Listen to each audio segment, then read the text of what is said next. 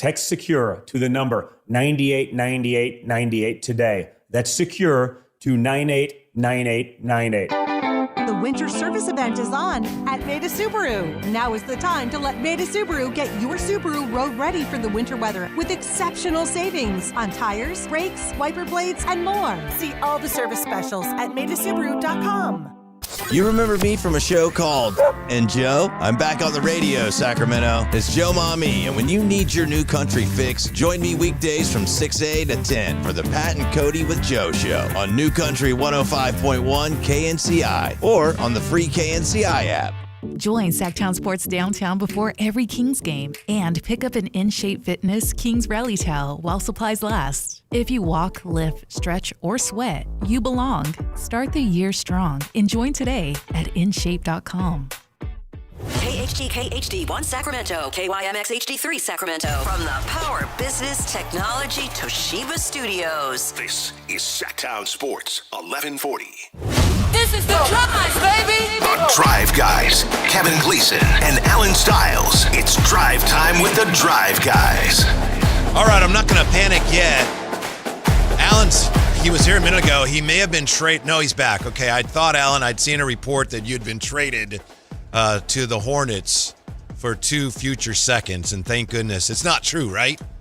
It would be cash considerations. Okay. That's what all right, it would be. But it's not. No, it's not no, true. no. I'm all here. right. I was just because you were here, then you were gone, well, and I started panicking. We had a team meeting. We were running around, and I needed coffee. You know, team meeting. I thought I was on your team. I thought this was your team. I'm saying we had one, so we were stuck. Oh yeah, there. yeah. Okay. Yeah. There's a lot going on, so I had to get. I don't normally do coffee in the afternoon, but trade deadline, you got to do different things. Mm-hmm. Well, the deadline's not till tomorrow. I know. Although, I had a hard time yesterday keeping that straight. You did. Yeah. But are you disappointed that it looks like everything here with Toronto and Domas, dead?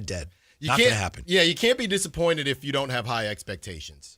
And the Kings, we talked about this yesterday, right? When you keep hearing stuff over and over and over again, you start thinking, y'all doing too much talking. And trust me, I would know about doing too much talking. But it just felt like there are too many articles. Shout out Sam Amick. Too many articles. Shout out Jake Fisher. Just too much with no action that made me feel like this thing is hung up. And a wise man once told me, once you start seeing all these articles over and over, means that they've kind of started to move forward. Why is it that, the Memphis Grizzlies made the Jaren Jackson trade, and I don't know about you, I hadn't seen anything on that. It was like, whoa. Nope. Yeah, okay, that's fine. The Kings, we've heard about everything they might possibly do, and none of it really, very little of it has happened. Yeah. And, I don't blame the people you mentioned, Jake Fisher and Sam and Slates and Britt Siegel. I mean, they are getting information and they're sharing it. That's their job. But why do the Kings put their business out there so much? What is the upside to that? Make it sound like they're I'm trying. What was it, CJ McCollum when he was on the Blazers? When somebody said, why don't you make the playoffs? And CJ said, I'm trying, Jennifer.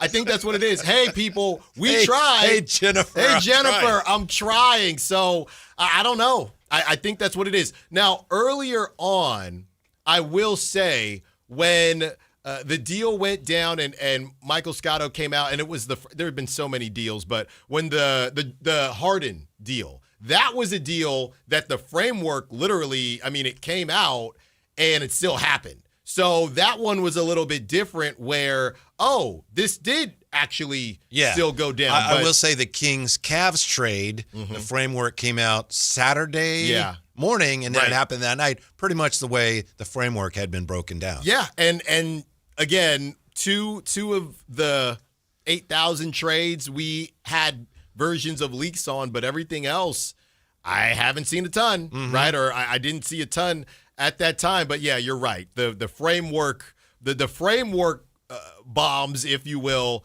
2 came out, and they did come to fruition. Now, a framework bomb did come out for Sabonis and the Raptors, but it also told us why it probably wasn't going to happen. Yeah, that's a good point you made. You can't be disappointed if you didn't have high expectations. I'd been saying, and I think you'd been saying the same thing, I'd been saying for days now, I don't think this thing is going to happen, and it looks like it kind of died on the vine this morning. I will say this, I get the sense that the Kings were the ones really pushing for it, driving the narrative, And if the Raptors' offer is what it's been reported to be, which was basically RJ Barrett, another player, and 2 seconds, that's an insult. Yeah, the conversation that continued to go back and forth about the first or no first and now Raptors, it's always so funny how fans switch up, right? And look, Kings fans too. You know, you have Raptors who all of a sudden, we don't need anything. We don't need Domantas Sabonis. We're good here. Jakob Poeltl's contract isn't that bad. Meanwhile, people, we have been bagging on Sabonis this whole time, right? This whole time. And I'm just saying the collective we. It's been a rough season for him. And now all of a sudden, whoa. What do you mean you're not going to get a first rounder? And trust me, I'm more so on the side of Kings and Kings fans than the other side. But it's funny how things switch up once it's time for a trade to happen and the value conversation just never really hits. Because all of a sudden the Raptors, Whitey, they're going to win the whole thing. That's what I took from this. They don't need anything. They don't need to make a move. Well, I just think they feel they don't need Domantas Sabonis. Yeah. That's the thing. Right. And that's part of it too. Even if Jakob Poeltl's back is not where it needs to be. Talking to Doug Smith yesterday, I thought the biggest takeaway was that Doug Smith basically debunked the idea that myself and a lot of others, I believe, had that RJ Barrett and Brandon Ingram were redundant. And that was just my initial thought. RJ Barrett, I know Brandon Ingram's taller, but kind of mid-range type guys, slower score type deals. So my initial thought was, I don't know if they need both of them. Doug Smith came on these airwaves and he said, RJ Barrett is a winning piece for them. He's helping them win games. So I went home and this morning I said on social media, I said, this might more so be about how much does Scott Perry want his son, who's not really his son, but embrace him like he's his son, RJ Barrett. This whole thing might have been about how much or how little he wanted RJ Barrett, and could that push it over the top? It might have been more about that than Domantas Sabonis. Yeah, I don't think the Raptors were ever head over heels about this deal. It's like, well, we'll talk. And I also think this. Also, when you look at what's going on now potentially with Memphis and Ja, and we'll see if that goes anywhere. The Kings are the team that's being linked to Ja, but every report I've seen says there's not a lot of interest there. Right. They're looking, but there's not a lot of interest. It's apparent to me that teams are still looking at the Kings as a team you can take advantage of. Yes. It's like, the Kings want to talk? Let's see. Let's talk to them. Yeah, and I don't know. We're not that interested in what they're saying right now, but let's keep talking. You never know when they're going to slip on a banana peel. And you know what's so funny? And we will scoop his score. You know what's so funny about that is going back to the Keon deal, I saw people referencing that saying the Kings kept saying they wanted a first for Keon. And they settled on, they settled on what? Well, they settled on no picks, actually. Giving out a pick. They settled to on make it happen. DeAndre Hunter and giving out a pick. So I do think that's the narrative around the league. You can say what you want, Kings, but we don't necessarily believe that you are going to hold true to that or just say no deal. So I think that's part of the situation right now. A lot of people don't believe what the Kings are saying for a price tag because more often than not, the Kings haven't stayed true to that price tag. So just probably not going to happen. I know that it's something to talk about, and we'll talk about it today, but that's where I am. Yeah, I don't know. How are you reading it at Alan Styles? Depends on how low can you go. You ever did limbo, Whitey, back in the day? Wasn't very good at it. Me neither. I'm not very flexible. But how low can you go? How low does that price tag go for the obviously for the Grizzlies? And I do wonder when you look at what the Hawks got back. CJ was straight up expiring, right? The Kings, unfortunately, they don't have anybody that is straight up expiring. You got DeMar, who is pseudo expiring, as the term has been said, but they don't have anybody that can immediately. Alan. I know you're with me on this. You mentioned DeMar. Why is this talk continuing in public circles that, the Kings are going to buy out DeMar? And we had your guy Yosi on, and he explained why that's not going to happen. Yes. And people are still trying to figure out, well, how come they're not doing that? Oh, I know why. No, we know why they're not doing that. DeMar will not accept a buyout. It would cost him potentially millions of dollars. Right. So just to kind of lay out to you what happened, to you and to everybody what happened this morning, I saw the Chris Mannix Me too. Post, right? So I went on social and I found Chris Manning, his emails right there in his, Friend of the on show? his Twitter. Yeah. I'm still waiting for a reply, but I emailed You got to him. go through Jay. I know, we should go through Jay, but I sent him an email and I'm like, hey, just curious what you were hearing. The time it took me to write that email and send it, Anthony Slater, who it's a soft yes, but we should have Anthony Slater on at 4 p.m., so you're not going to want to miss that.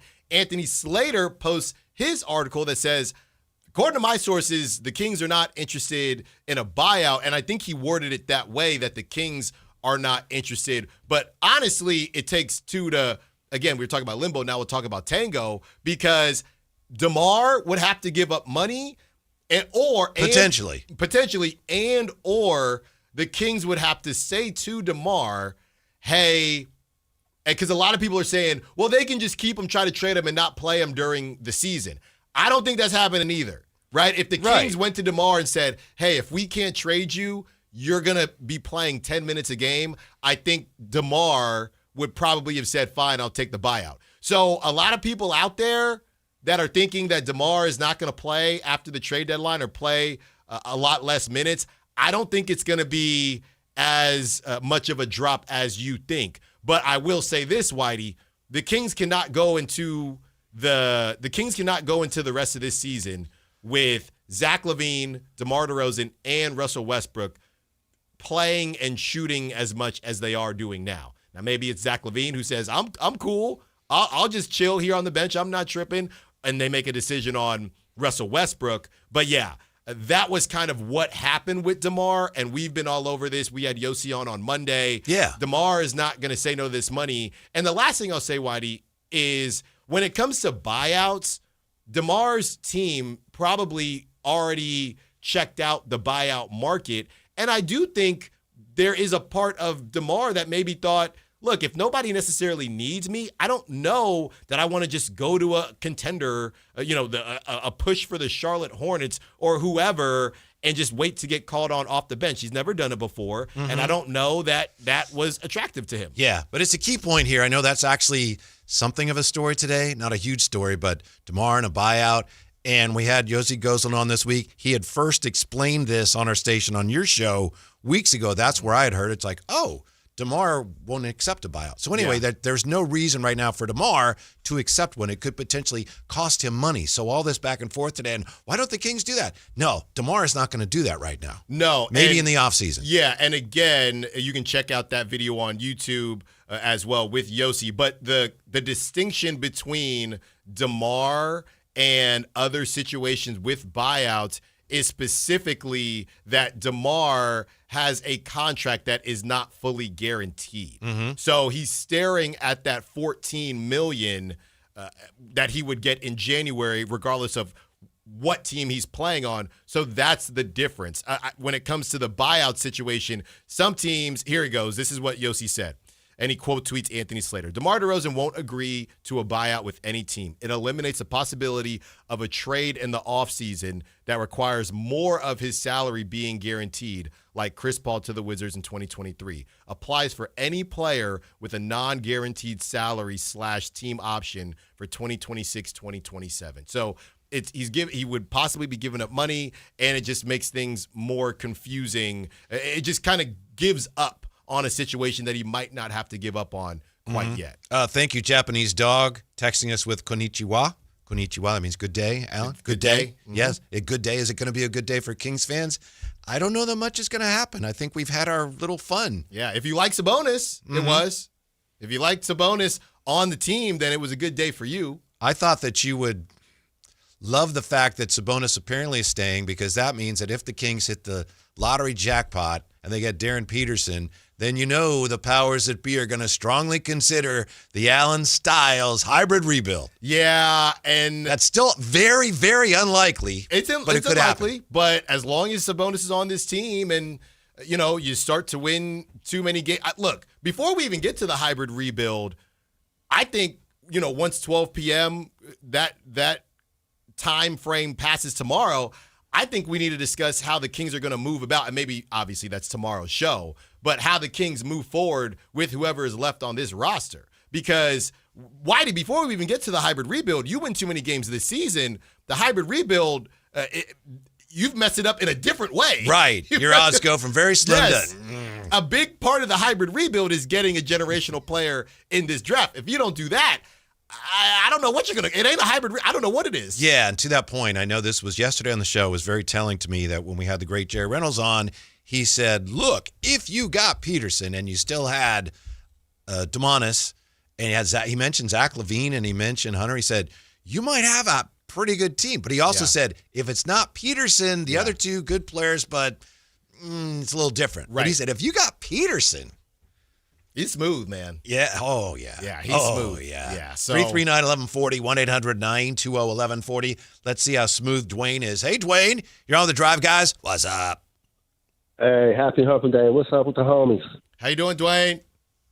Oh, everything's good, Alan, man. It's good to hear your voice again, man. Check this out. I got 3 points if it's cool. One, Alan, don't hold your breath on Christie making the hard decisions on the veterans, man. Mm-hmm. He's shown that he's not going to sit them. Mm-hmm. Even though if it's what's best, bro, that's long overdue, bro. He don't have that in his bag. Yeah. Christie's too young of a coach and too inexperienced. He doesn't want to disrespect the veterans, bro. Two, I'm going to give it to Perry as far as being man enough to own his mistake and then even going far enough to fix it. But the second part of that was the second trade. Mm-hmm. There was supposed to be a second part to that that I don't think was an elective per se. I think that was necessary and mandatory.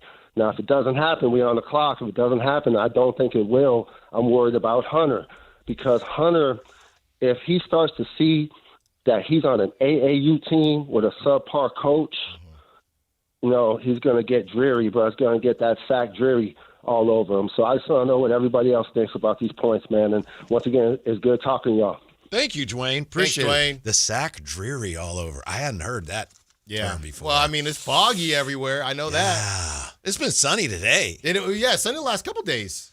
I understand where Dwayne's coming from. I don't think we know yet about, and he asked you, Alan, or he mentioned you, so you should answer, but Coach Christie not being able to make the hard decisions on the veterans.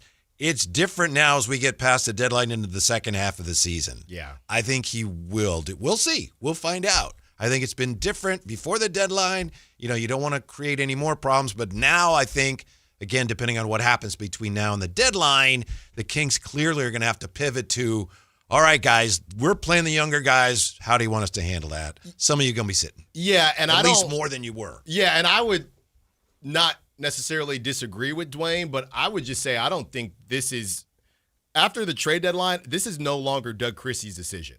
And I don't think Doug Christie wants it to be his decision. This is, you know, you ever find yourself in a situation where it's you. Here we go. Hang on. And I'm just you. Buckle up. I'm just saying, it's you and a coworker, and something happens, and you kind of want to tell the coworker, hey, I think you should fix this, but that's not really your position anymore. So you say, hey, I'm going to go get a manager to handle this. That's what's happening now. Is that what's happening? Okay. I don't think this is on Doug post-trade deadline to say to DeMar or Westbrook or whoever, we're going to cut your minutes. I think, as Malik Monk has said, one of the most transparent GMs that he's ever worked with or had for a team he's been a part of in Scott Perry. I think Scott Perry will be the one to have those conversations. So if we turn on the TV, and I know the trade deadline isn't passed yet, but turn on the TV tonight or the first game after the trade deadline and they're playing a decent bit, it looks pretty similar. I don't think that's on Doug to me. I think that's on Scott Perry at that point maybe didn't say to them or to Doug, hey, this is what we're doing. Yeah. Pre-trade deadline, early in the season, now we're kind of stuck waiting for the trade deadline, whatever. This thing is going to get, this schedule is going to get easier. This is on Scott Perry to say, hey, guys, this is coming from up top. This is what we're doing. Here's what scares me about the deadline and the Kings, and I've made this analogy before in a different sense, but, you know, when you drive from, say, Vallejo to Sacramento, and you get through Vallejo and you're not to Fairfield yet, there's that corridor, and coming this way, people, I think maybe because the grade is a little downhill, people drive fast. Yeah. Faster than going the other way.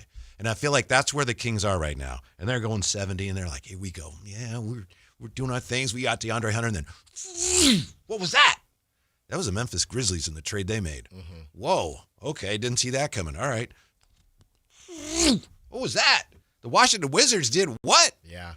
And the Kings are still, maybe I better get over in the slow lane. Yeah. They're chugging along trying to do these things, and other teams are just in the blink of an eye doing other things that may catapult them past them. The Utah Jazz, potentially another team as they gear up to start making a run next year. Yeah. And the Kings are just kind of, we're going 70. Isn't that fast enough? It's not on this particular stretch of the NBA freeway.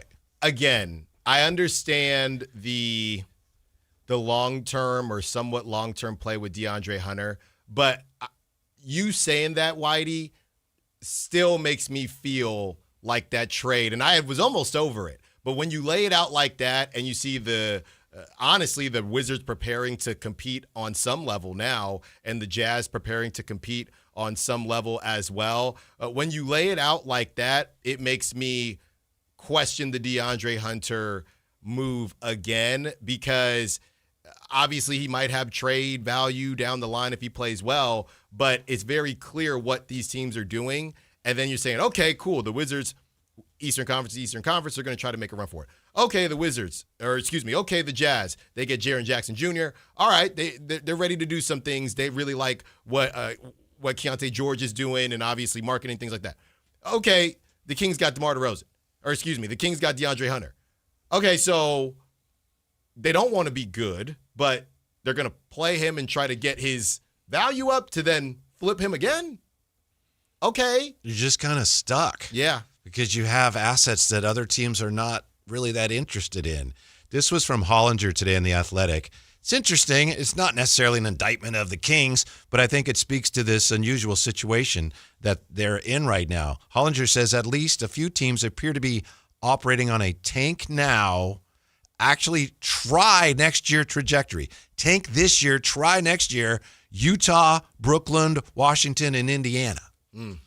So where are the Kings? As those teams move forward and the Kings are still trying to get traction on the rebuild, and they can't make the type of moves that are get this thing started. They're trying, and they're not able to make them because of the limited appeal of the assets they're trying to move. It's bad. And, Zach LaVine will be here next season. At least that's how it is laying out right now. Domantas Sabonis. The way you bring it up in that capacity does make me wonder if the Domantas Sabonis conversation should have been more so focused around just moving off of him. I think the reason that you and I agreed on the Domantas Sabonis situation, keeping him unless you're getting picks, is because what you're getting back also would be a question mark, right? We know what the Wizards are trying to do. We know what the Jazz are trying to do. We know what these teams that have made these moves are trying to do. You add RJ, and Abaji's gone now. He's somewhere else. But you add... He's gone in the Chris Paul trade? Yeah, he was. So you add RJ Barrett, Grady Dick, and some other 25-year-old. Okay, what are we doing still? What do you think of this notion? I know we touched on this on the crossover. I've seen on social media, and I think a lot of Kings are probably wrestling with this. Wait a minute. How did, Washington gave up what they gave up to get AD? The Kings should have gotten more for Domantas Sabonis, so why didn't they? A couple reasons. Look, I do think there is you talk about fog and dreary. I do think there's a Charlie Brown cloud over Kings players. I truly do. Now, De'Aaron still missed out on All-Star as a Spur, so maybe he's just got a little bit of bad luck. But yeah. The idea that if you play in Sacramento, you're just viewed a little bit differently. With that being said, I guess life is about ceilings, right? When you look at different drafts, Major League Baseball, football, NBA, they want guys with high ceilings. And the reality is, even if Anthony Davis doesn't play a ton, his ceiling is higher. And this isn't necessarily how I feel. This is how the NBA feels, so it doesn't matter. The ceiling of Anthony Davis is worth more than the ceiling of Domantas Sabonis, even if Domantas Sabonis plays more consistently. That's it. For those who haven't heard, and it's an interesting refresher for those who heard, but this happened suddenly, here's the breakdown of the deal from Shams. Dallas trading Anthony Davis, Jaden Hardy, D'Angelo Russell and Dante Exum to the Wizards for Chris Middleton, A.J. Johnson, Malachi Branham, Marvin Bagley, 2 first-round picks and 3 second-rounders. Yeah. And I guess people were saying those 2 firsts aren't very good. It's a great question, and I don't know that I have the breakdown of that. I will try to find that. But, yeah, the Kings were, as far as we know, they were nowhere near close to getting anything like that. Not like that. Yeah. Not like that. So, yeah, a lot of people are going to say Domantas Sabonis is close to Anthony Davis as a player, and he plays more, and I think that's all true. But the league is telling us one thing as well, Whitey, that they do value interior defense, right? And they value defense, period. That's why a lot of these 2 guards out here aren't getting signed anywhere, but they very much value interior defense.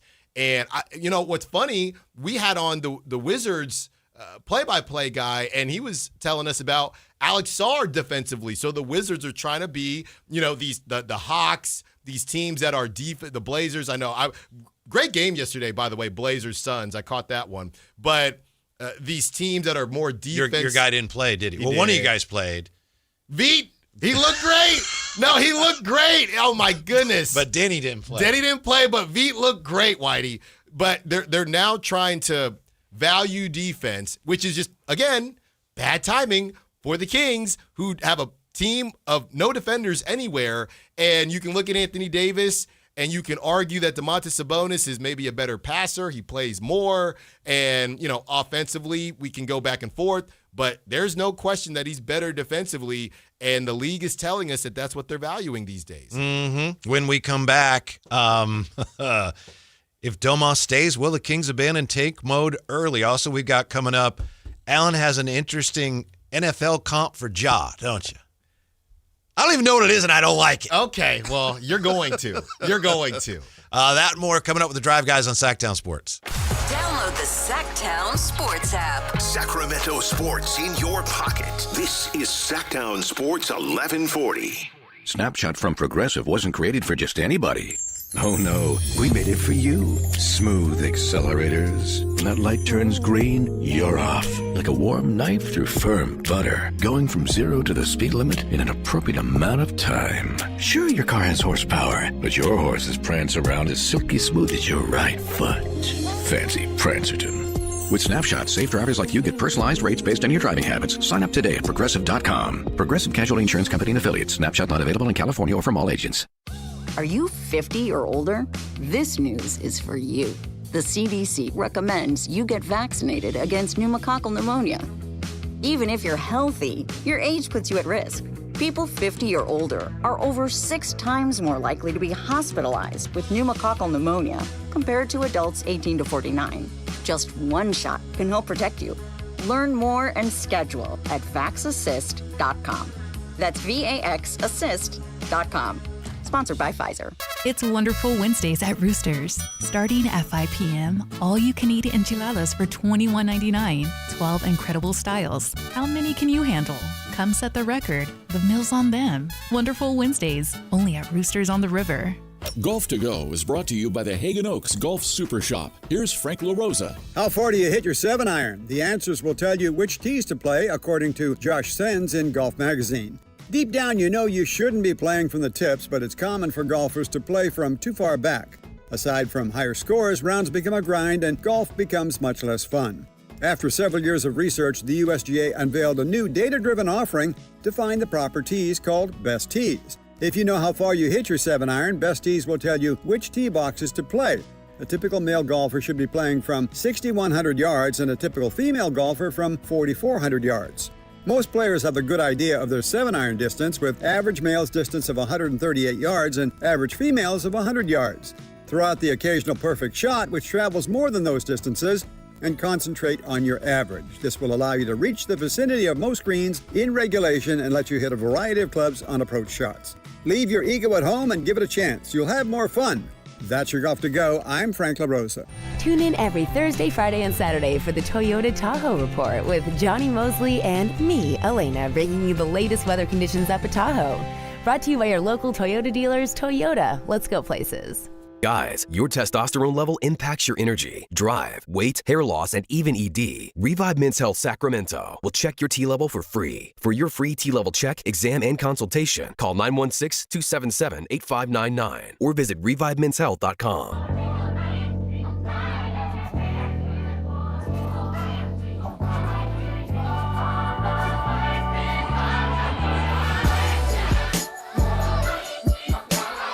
Your afternoon home for Kings talk and so much more. The Drive Guys on Sactown Sports. I guess you made it back. We've had 2 segments today, and you've.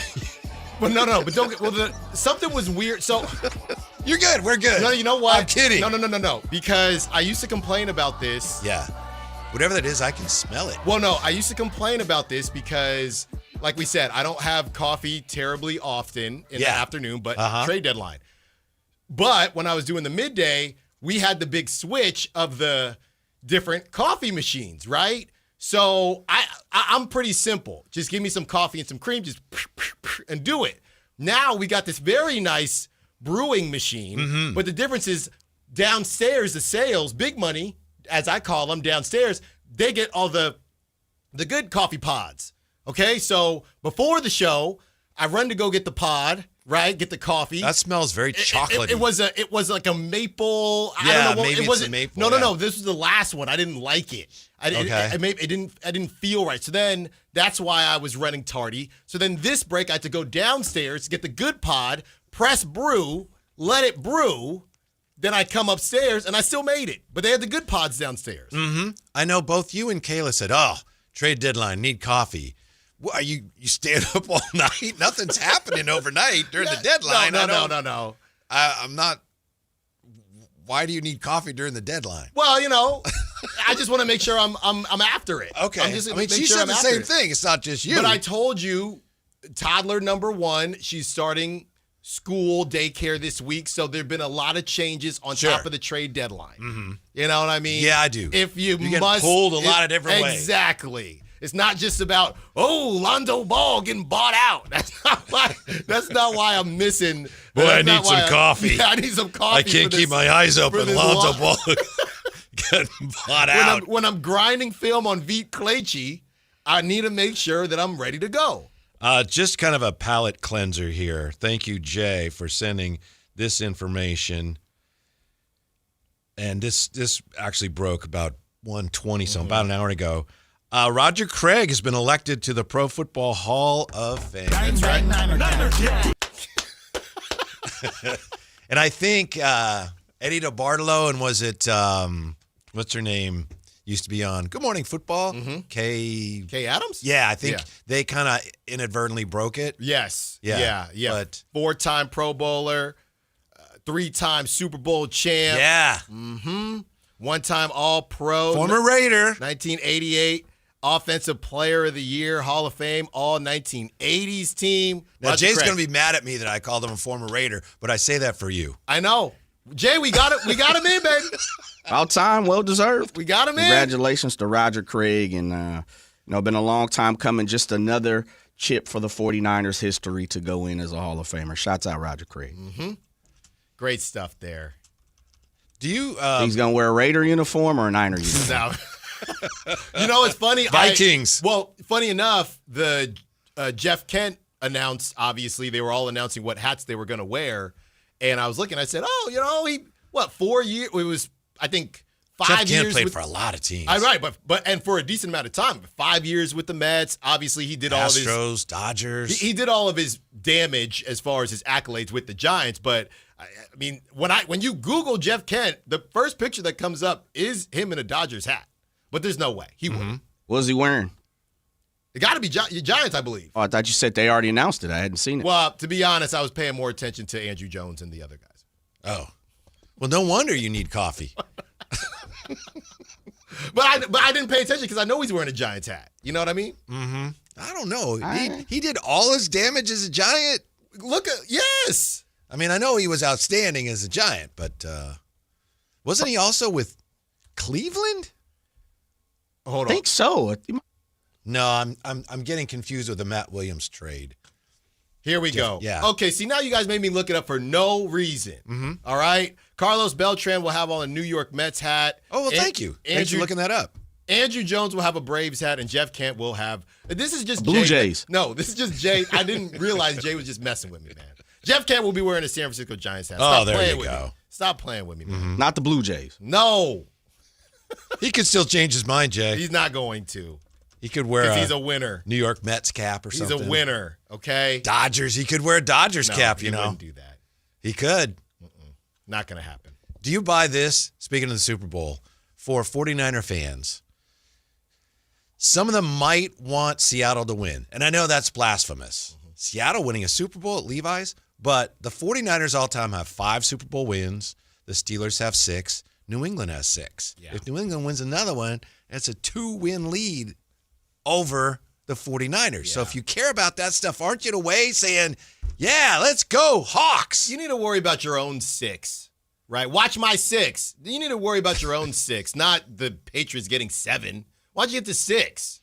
I don't know. I think it's obviously the Seahawks and them winning one on your home turf. That's Jeff Kent did play worse. for Cleveland, by the way. Pardon me. Yeah, I said he did. 1 year, right? Yeah. And the Blue Jays 1 year. Yes, he did. He's a fine Blue Jay. Wear those split hats. Just split 12 times. Just wear one of those. Was he started with the Blue Jays or the Indians? He started with the Blue Jays and he was traded to the Mets. Okay. There was a guy, I don't know if you ever heard of Gaylord Perry, won 300 games. Maybe. Yeah, 300-game winner, pitched for the Giants for many years. He was on a bunch of teams. Yeah. And I was on the field once emceeing an old-timers game at the Coliseum, and he was pitching, and he had a hat with the logos of every team he pitched for. It was like the Mariners, the Braves, the Yankees, the Indians, the Padres, the Giants. Yeah. It was, Well, and the last thing we'll kind of say on it, either of you remember that LeBron commercial from back in the day where he has on, what is it, was it St. Mary's, his high school? Uh-huh. So he is walking through the tunnel, down the tunnel. He takes off the St. Mary's jersey, and he takes off a couple jerseys, and then the last jersey he takes off, it ends up being the Cavs jersey, of course. So it's funny because nowadays with the transfer portal, there ain't enough time in the commercials to get through all the jerseys. Like isn't Josh Johnson, doesn't he do one where he's they're where not NFL uniforms, no, like Diego Pavia, man, it's a 10-minute commercial taking off all the jerseys. All right, so you're not buying the notion that a 49er fan should be rooting for Seattle. Because you don't want Seattle, number 7? you don't want New England to get number 7. Not at all. Jay? I disagree. I think you have there's a portion percentage. I know a couple of my friends have kind of talked about that. Is would rather keep Seattle under our foot, so to say, even though recency bias means Seattle is under 500 in Super Bowl play. That's it. That's your couch though. that is your that is bleep your couch though. That's a lot different than we're trying to catch the Patriots and now it would be different. I'll give you this one. You lived when the Chiefs won. Yeah. It was terrible, but that's because the Raiders, they're not doing anything. They weren't doing anything anyway. It would be worse if you were tied. The fact that you're not even tied is why this is a non-starter to me. If you were tied, then I would say, okay. Next year, time. If Seattle wins this year, then next year the 49ers tie the Steelers and they tie New England. Okay, cool. There's still I hope it still smells like champagne. Oh, I couldn't do it. I already had to do it with the You did with the it. Chiefs. I You literally did it. But it's different because the Raiders. Was it that bad? But the Raiders aren't competing. The Niners, you got Lil Bro'd multiple times by the Seahawks. Then they ultimately Lil Bro'd you and said, "Hey, let me borrow your stadium for a second. Let me borrow the EMF real quick. Let me get to the EMF real quick." But isn't it easier if your team is competitive? I mean, to say, "Oh, we suck, so it doesn't matter." Yeah. I don't know. Yeah, to me, it's easier when you're just not in the mix at all. Seattle's going to win anyway, right? Seattle's going to win the Super Bowl. I don't know. Weird things happen when New England's in the Super Bowl. Seattle should win, but weird things happen when Seattle's in the Super Bowl. If Domas stays, will the Kings abandon tank mode early? We've talked about it. What do you think? If he stays, does that mean the Kings are going to abandon tank mode early, and next year they'll be trying to get back into the plan or beyond? I think it'll be very touch and go. If he is on the team when it tips off at the end of October, I think it is very important. It's going to sound silly, but I think it's very important what the first 20 games of the season look like. If you got, I know the Jazz are good now, but if that's the game they're going to play. I understand what you're saying, but kind of what they did this year. Well, let's see if we're any good. And then, the teams that are doing this well are totally committed, all in on tanking. Yeah. And now they're starting to come out of it. So you can't we'll play it both ways, kind of what they did this year. Doesn't work. No. But if this is your roster, you don't really have a choice, which goes back to making some hard decisions. Now, just because DeMar DeRozan isn't agreeing or there's no conversation about a buyout now does not mean that that's not the case in the summer. I don't think was this on air or off air yesterday? I am more confident that Russell Westbrook will be on the team next season than DeMar DeRozan. I don't think both of them will be, but if you made me pick, hey, Alan, who do you think is going to be on the team next season between the two of them? I would pick Russell Westbrook before I pick DeMar DeRozan. Where would you have Domas on those rankings? Oh, I would have him. Do I have Russ over to just because, people are going to be interested in Domas, but I like the most likely list. I think most likely is still Domas. I don't know. Really depends on his market. Mm-hmm. But I don't know about Domas, but I'm putting Russ over DeMar. Really? Mm-hmm. I'm telling you. I don't think either one of them's going to be here. Look, the only way I don't think either of them should, to be honest with you, but if they don't get, the only way I would maybe swap that, but I'm just saying it right now, so I'll stand on business, if they get Darren Peterson. If they get Darren Peterson, goodbye, Russ. It changes everything. If they get A.J. DeBonsa. Rebuild complete. But I'm just saying, even from a position perspective, they get A.J. DeBonsa or they get Cam Boozer, I could see, hey, Russ, show them the ropes, baby. Yeah. There's always some ropes to show. I don't actually think that. I love Darren Peterson, but I don't actually think that. All right, boom. Rebuild complete. Go get it. Time to do it. Yeah, I can't wait for this. Alan Stiles, NFL comp for Ja, coming up on Sactown Sports. Listen to the #1 sports lineup in Sacramento. The Carmichael Dave Show with Jason Ross, Matt George, and Kayla Anderson. The Drive Guys with Kevin Gleason and Alan Stiles. Every weekday live and local 6 a.m. to 6 p.m. Online at SactownSports.com or download the app right on your phone. Your #1 source for all your Northern California sports. Sactown Sports 1140. At Stockton Honda, we know how to honor a great deal. Like right now during our President's Day sales event. Whether you're shopping new or pre-owned, you can find star-spangled savings on some of our best models. Why not stop in today and see for yourself? Come celebrate at Stockton Honda and get huge savings on our giant selection, plus top dollar for your trade. Anytime, anywhere, it's all here. StocktonHonda.com. When a person is seriously injured, there's no substitute for the personal legal relationship offered by the local NorCal firm of Ashton & Price. From the first attorney meeting, every important decision is made with a direct consultation with, and I can't believe I have to say this, a real, live, experienced, flesh and blood local attorney. It's called Home Court Advantage for a reason. Ashton & Price, serious local attorneys for serious people with serious injuries with no fee until we win. For the best local advice, don't think twice. Call Ashton & Price. Power Business Technology is proud to be a 100% independent, locally owned and managed Toshiba copier dealer. Local ownership cuts out the red tape, allowing ourselves to never be too busy to personally answer the call when our clients need us. Recognized for excellence in service execution, training, and customer service, we're proud to be named a Toshiba ProMasters Elite dealer since 2021. Contact us today for all of your business printing needs at 844-POWER-BZ. That's 844-769-3729 or visit us at powercopiers.com. Snapshot from Progressive wasn't created for just anybody. Oh no, we made it for you. Gradual breakers. You keep your eyes on the road, so you've seen it all. As long as it all happened directly in front of you, like a Swedish masseuse, your foot knows exactly the right amount of pressure to apply to the brake. That's why your passengers feel totally relaxed with you behind the wheel and occasionally super sleepy. With Snapshot, safe drivers like you get personalized rates based on your driving habits. Sign up today at Progressive.com. Progressive Casualty Insurance Company and Affiliates. Snapshot not available in California or from all agents. This is the story of the one. As an HVAC technician, he and his digital multimeter are in high demand. So when a noisy office HVAC turns out to be a failing blower motor, he doesn't break a sweat. With Grainger's easy-to-use website and product information, he selects the product he needs to keep everything humming right along. Call 1-800-GRANGER, click Grainger.com, or just stop by. Grainger, for the ones who get it done. At Fisher Investments, we may seem like other money managers, but we're different. What makes you so different than the rest of us? We ensure clients receive unparalleled service at every step of the relationship. Tell me more. Our investment counselors focus on service over sales, prioritizing clients' needs. How do you make money? We don't sell any commission-based products. We have a simple management fee based on the value of our client's portfolio.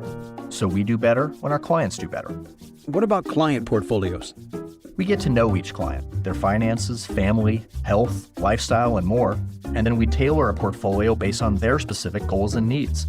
Your clients really come first then, huh? Yes, we make them a top priority. Our goal is helping them achieve a comfortable retirement. Wow, maybe we are different. At Fisher Investments, we're clearly different. Learn more at FisherInvestments.com. Investing in securities involves the risk of loss. Join Sactown Sports Downtown before every Kings game and pick up an In-Shape Fitness Kings Rally Towel while supplies last. If you walk, lift, stretch, or sweat, you belong. Start the year strong and join today at InShape.com. Why choose a Sleep Number smart bed? Can I make my site softer? Can I make my site firmer? Can we sleep cooler? Sleep Number does that. Cools up to 8 times faster and lets you choose your ideal comfort on either side. Your Sleep Number setting. Enjoy personalized comfort for better sleep night after night. And now, during our President's Day sale, take 50% off our limited edition bed. Shop now for a limited time. Only at a Sleep Number store or sleepnumber.com. This year's tax changes. Better not get caught snoozing. Miss one deduction, lose thousands. Not amusing. Big tax changes can mean bigger refunds at Jackson Hewitt. And right now, get $100 just to try us. Don't worry, tax filers. If money is tight, get $100 from Jackson Hewitt, so you'll sleep better at night. Limited time offer for new clients. Participating locations only. Details at jacksonhewitt.com.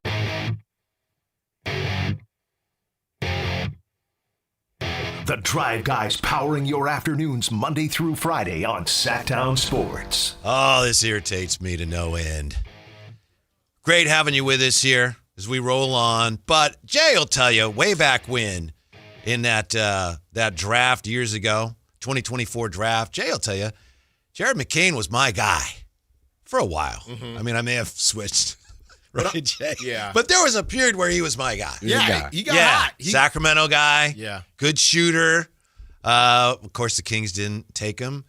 He went to Philadelphia. Now, the Philadelphia 76ers trading today Jared McCain to the Thunder for a 2026 Rockets first-round pick and 3 second-round picks. So you know what it is? What's funny about that? So the Kings can't get any draft capital for Domantas Sabonis. Right. But what's funny about that is that a lot of people, a lot of Thunder fans were not happy with Lou Dort.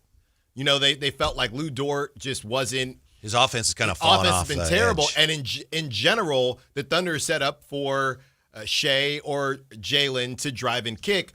All those guys that we joke about, the Isaiah Joes of the world, they've all been bricks. So it's funny that they decided to go with Jared McCain, a true scorer creator, versus a Keon Ellis. That was something that we talked about. Hey, if the Thunder need more shooting, could they throw us that exact 2026 pick for Keon Ellis? They decide to do it with Jared McCain, who's a young guy, and they really don't have anybody else like Jared McCain on the Thunder, funny enough. And he's the one, that's the one team where you don't necessarily need him to do much defensively, right? These guys right now, he's a player that the league isn't typically moving towards. A smidge undersized, isn't an outstanding defender, but on the Thunder, they just got so many picks, it's okay. So it's honestly, Whitey, just like we were talking about off air, right place, right time for the Sixers in that. Because if you were to ask most people who has more value, Jared McCain or Keon, I mean, the way it was talked about, Jared McCain, he's only 21, don't get me wrong, but he had spent some time in the G League. They were kind of, VJ Edgecombe comes in. I know not same position, but they were kind of messing with, not 6'7", but they were kind of messing with his playing time a little bit. Had a big game last night. Yeah, he's great. They were kind of messing with He didn't play that well against the Kings last week. No. They were kind of messing with his playing time a bit, but luckily for the Sixers, and I was texting my buddies about this, you guys always luck out but can't do anything with it. The Thunder, the team with the most first round picks, decide we want Jared McCain. So right place, right time for the Sixers. When you have a stockpile of draft picks like they have and Memphis has now, when you have a need, your margin for error is greater. Mm-hmm. You know, because you can. All right, well, we need a shooting guard. Yes, we can get this guy. Okay, what's it going to cost us? This is. Yeah, we can afford that. Right. Where most teams is like, whoa, draft capital, we don't have that much. Yeah. So that's what comes with having the wisdom to stockpile draft picks in that fashion. You can address a specific need. Yeah, and that's why you see the push and pull between these teams where the Kings thinking, well, we need draft capital, and when you see the Raptors saying, well, we can't afford to give out a ton of draft capital because it's so valuable, and even more valuable, I would even argue, Whitey, some of the later first-round picks, even more valuable than before this current CBA and how things had changed. Now, you need cheap production. You need cheap production in the NBA right now. So the first-rounders, they've always been valuable, but even more so, back in the day, you look up the number, whatever Neat Clifford was, you look up all those picks and, you see some names. Oh, that's a good player, but there's nobody that's life-changing. But that's the thing. These teams are saying, can I find a rotation piece in the first round that is ready to go pretty quickly here so we can stay under the luxury tax, the second apron, all this stuff. So it's extremely valuable for both sides, which is why both sides can't get things done and why we're seeing all these random trades where third teams and 7 teams and all these teams are getting involved. Yeah, just real quick because you brought it up. I love to do this. We'll do it real quickly. Going back over that draft real quickly, the 2024 draft. Risa Shea first, Alex Sarr second, Reed Shepard third, Stephon Castle fourth, Ron Holland, Tijan Salouan. That's sixth. He's been better. I'd say some people were high on him, but it was really like a guy was high on him. Let him. One person. No. Hold on. Let the Hornets keep winning. This is why you draft guys young. He's only 20 right now, Whitey. Don't start with me. Donovan Clingan seventh. He made back-to-back threes early in that game last night. No, he made 3. Did he? He made 3 threes. Boom, boom. He made 2 in a row. Then Dillingham 8th, Zach Edey 9th, Cody Williams 10th. I think Jay and I were kind of high on Cody Williams at one point. Buzelis 11th, and of course Devin Carter 13th. Yeah. Khalil Ware 15, McCain 16, Dalton Connect 17, Jacoby Walter 19. So. Yeah. I got to Jalen Tyson 20th. Yves Misi 21st. Yeah. There were some gems in there, and the Kings kind of missed out. I know there were a couple names. Who was it that went? What was his name that went to the Magic? That was another name that we were looking at, and he obviously didn't end up going to the Kings. Tristan da Silva. I liked him too. Yeah, he's from Germany. That was a Chris Watkins get right there. But I got to be honest about Donovan Clingan because again, I watched that game yesterday. Schmal and Miles had been hidden for a while. Schmal and Miles was hot last night. Schmallen got a bonus play. Good for Schmallen. A free bonus play. Schmal and Miles took full advantage. I was wrong on. I was not impressed by Donovan Clingan. When it comes to a lot of these more traditional centers, it just doesn't really excite me. But I was wrong on Donovan Clingan. That dude is a baller. Portland's a really interesting case to me in terms of a team in their rebuild because are they ready to start coming out of it? Do they have their guy? Is your guy their guy? No, he hasn't been played. He's hurt because you can't come out of the rebuild until you feel, okay, we got our centerpiece. Yes. And I don't know if they have it. Maybe you can get it via trade. Yeah, there's different ways to acquire it, no question. Maybe it's a second draft guy. Maybe it's RJ Barrett. Maybe it's Ja Morant. Maybe it's Ja Morant. It could be. Who's your NFL comp for Ja Morant? So it's not perfect. And it's more than a comp. But the way I look at Ja is these athletic point guards, how I look at running quarterbacks. So I do think there is a combination, or I think there is a parallel between Ja Morant and Lamar Jackson. Here's the difference, though. Lamar has turned into a really good pocket passer, even though he doesn't. Multiple time MVP. Well, yes. Well, that too. But okay. Lamar, go watch. Obviously, we all get older. Watch Lamar at Louisville and early in his career. He don't run like that anymore. He does not run like that. The same way Ja is not skywalking like he used to. Now, to me, the parallel would be Lamar's ability to now throw from the pocket, or even if he scrambles out of the pocket and run less. That is the equivalent to me to Ja as a three-point shooter. The difference is Lamar has been able to continue to grow in that category as he probably runs less throughout his career, and Ja has not. So the comparison is there, but Ja did not continue or has not continued to improve. He's still 25, 26.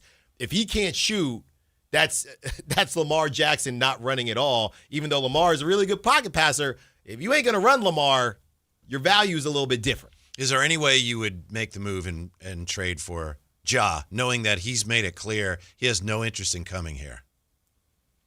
It annoys me that he's talking so much, but that's kind of what you're getting into. He's just trying to do whatever he can to prevent having to come here. Yes, that's which what you tells get me into. like, okay, we got you. Don't worry about it. I'm a little bit surprised. I feel as if it's posturing for the Heat.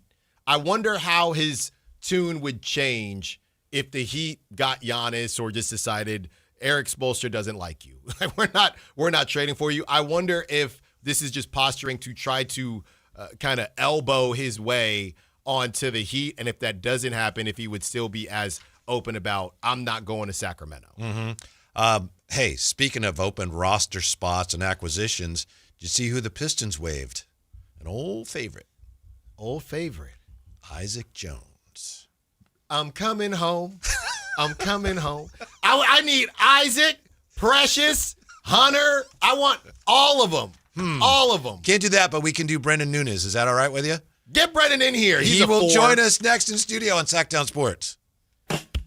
This is Bill Cartwright. Join us Thursday, February 5th at the Golden One Center for the Sacramento Sports Hall of Fame celebration. This is the story of the one. As a safety manager at a manufacturing plant, he does everything he can to keep his coworkers safe. From finding ways to reduce risks to keeping safety supplies in stock. And for that, he relies on Grainger. Grainger offers a broad range of quality products and next-day delivery, so he can always play it safe. Call 1-800-GRAINGER, click Grainger.com, or just stop by. Grainger, for the ones who get it done. Two iconic comedians, one night of laughs. David Spade, Dana Carvey. In 1998, they invented the cordless mic. Now let me just, listen, Paramount Theater, let's not jump on trends.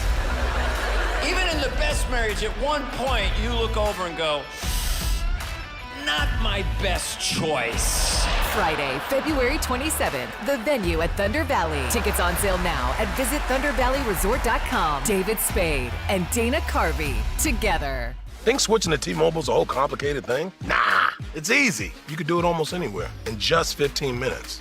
Even poolside like Drewski, you can switch to T-Mobile and unlock savings that are built to last. With T-Mobile's Better Value Plan, you can save over $1,000 a year versus Verizon and AT&T. Save on streaming, satellite, and more benefits that they leave out. I get all the VIP perks. Start saving from day one, and for a limited time, get T-Mobile's Better Value Plan. I know you love deals. Plus, switch right now, and we'll even pay off your old phone up to $800. What do you think of all that, Drewski? Stay chillin', just switch.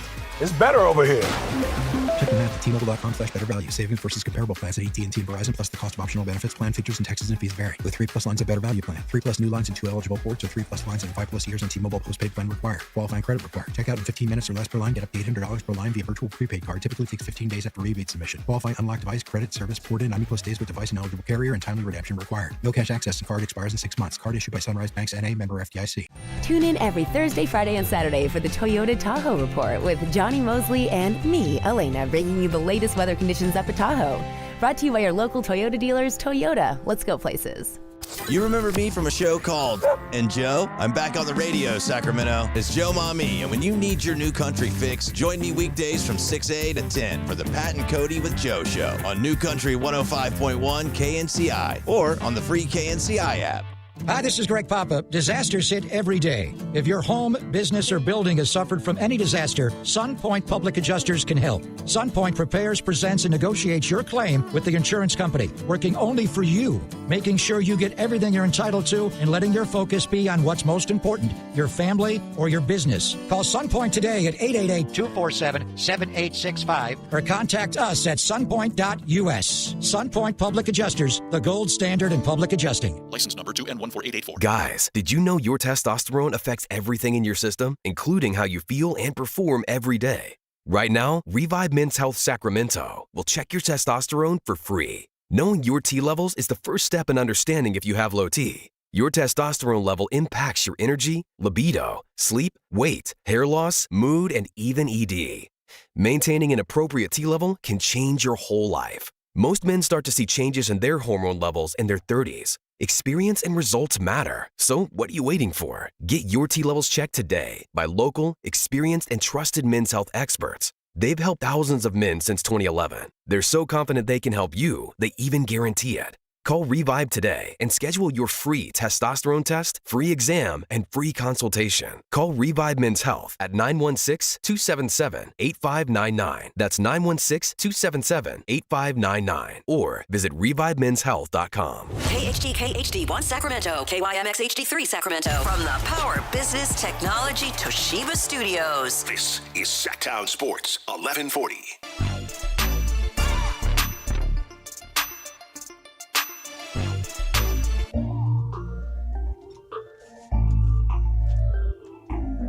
Live and local, it's The Drive Guys.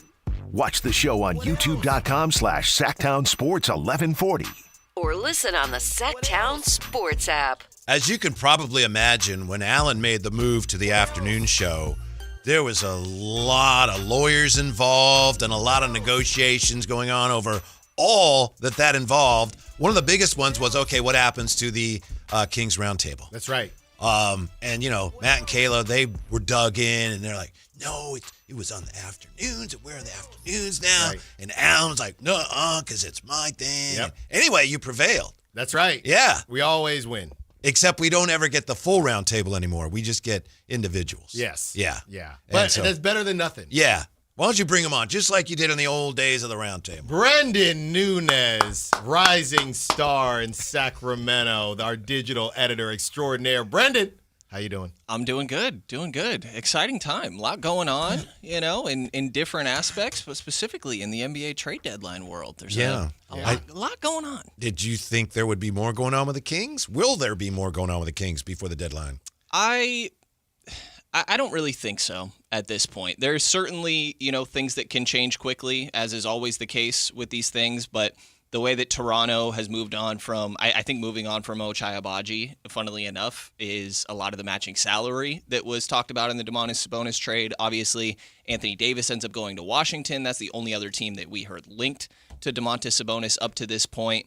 Maybe there's a DeMar DeRozan buyout sort of thing, but I tend to think that when you see one side, conflicting reports with that sort of stuff, and you see one side come out and say, hey, that's in the cards, and then you see Anthony Slater come out, who's very connected to the Sacramento Kings, say that's not the case. To me, that feels like, other teams trying to diminish the value of DeMar DeRozan, and the Kings responding by being like, yeah, hold your horses, essentially. So I think that it wouldn't surprise me if this is all that's happened, because, as has been the conversation this whole time, there's not that much value for a lot of these guys that the Kings have. Mm-hmm. I know you've written about it, but what do you make of the trade the Kings did make, bringing in DeAndre Hunter, who makes his debut tonight? He does. I'm excited to see how it looks. It seems like Scott Perry's a guy that's pretty high on him. Obviously, going back to the draft, Scott Perry with the Knicks at the time, picking third. DeAndre Hunter ends up going fourth. That was very much a three-player draft, and it was interesting to hear DeAndre Hunter at practice yesterday say that he's actually never spoken to Scott prior to joining the Kings, obviously, but Scott expressed that it's somebody that he's been high on for a while. So to me, that feels like the key part of this, right? Sure, older, I don't personally really see the vision that much. I do think that part of the logic of not paying Keon, right, was, well, why would the Kings pay a role player when they're the worst team in the league? And then they go and trade him for a role player. Now, I do think they deserve some credit for, as much as, you can bash on them for the Dennis Schroeder signing, and I think it is very deserved, because obviously Keon's contract ends up being a sweetener to get off of that. I'll give them a little bit of props for recognizing the mistake and admitting it, because I think there's a lot of teams around the league that would wait too long and be like, no, this was our guy. Like Scott came out and said, this is the number one guy we wanted in the offseason. And that's all relative to who was available, obviously. But I will say at least this is silver lining, very much so. Credit to them for admitting their mistake quickly and being willing to move on. Yeah, and the Dennis Schroeder thing, I know we've discussed it before. I'm glad that the DeAndre Hunter thing doesn't make sense to people, because it felt like at first it didn't make sense, and then we took a second and we said, all right, maybe we're not understanding this. But now that other teams have made moves that make more sense, it feels like our initial feeling of the DeAndre Hunter, well, if he plays well, we can flip him in a year or so, and maybe they can. But yeah, the DeAndre Hunter thing to me, when you see what Jared McCain just went for, and Jared McCain, 21 years old, Keon, 26, but Jared McCain had been buried a little bit. I think the Sixers found the perfect team and the perfect time frame to move Jared McCain, but it feels like a lot of people, that was best case scenario for Keon. So to not even say, well, we got 2 seconds, and seconds these days are playing a lot more because of the collective bargaining agreement, we landed on a 28-year-old DeAndre Hunter, who I like, but just here, I don't know. It's like a buffet, and this buffet has been very random in Sacramento so far, but it's like a buffet. It's Asian-inspired. Then you get to the end of it, and there's a pizza, and you're wondering, oh, I like pizza, but I didn't expect that to be here in this buffet. Yeah, we got orange chicken on the pizza. Yeah, like, what's right. going Somebody's on been here? listening to Carmichael Dave too much. Yeah, a lot of food references. Yeah. A lot of food I got a references. DM today from someone saying, I just want you to know that it's 7 a.m. and Dave was talking about, it was shucking oysters or something. That checks out. Yeah, I mean, to me, funnily enough, DeAndre Hunter feels like Harrison Barnes all over again, like a younger version of Harrison Barnes. I do think that his defense is overstated for the most part for people that haven't watched him super closely. I agree with and that. Cleveland specifically, they need perimeter defense, right? And that's part of the reason they go out and get Keon Ellis. That's why that DeAndre Hunter gets moved from their starting lineup in place of Jalen Tyson. And Jalen Tyson's been playing amazingly, credit to him for sure and all of that. But I think that DeAndre Hunter, to me, is more of an offensive piece than a defensive. Again, to the Harrison Barnes comp, I think that's the type of defense you're talking about. It's nice to have a 6'8 guy, 7'2 wingspan, good in isolation, I would say, but similar to HB. Once a screen hits, it's not great screen navigation. There's not exactly rim protection that you're getting or help side defense. I think he can tend to fall asleep a little bit in some of those aspects, but he's a pretty good offensive player that can put up maybe 18 a game, and if you let him spread his wings a little bit more, maybe you can rekindle some value. I think if you manage to then sign him to a more team-friendly deal or just something lesser than what he's going for right now, then that's maybe where flipping could come into play. You guys were talking to, I'm forgetting, you talked to so many people recently. We have.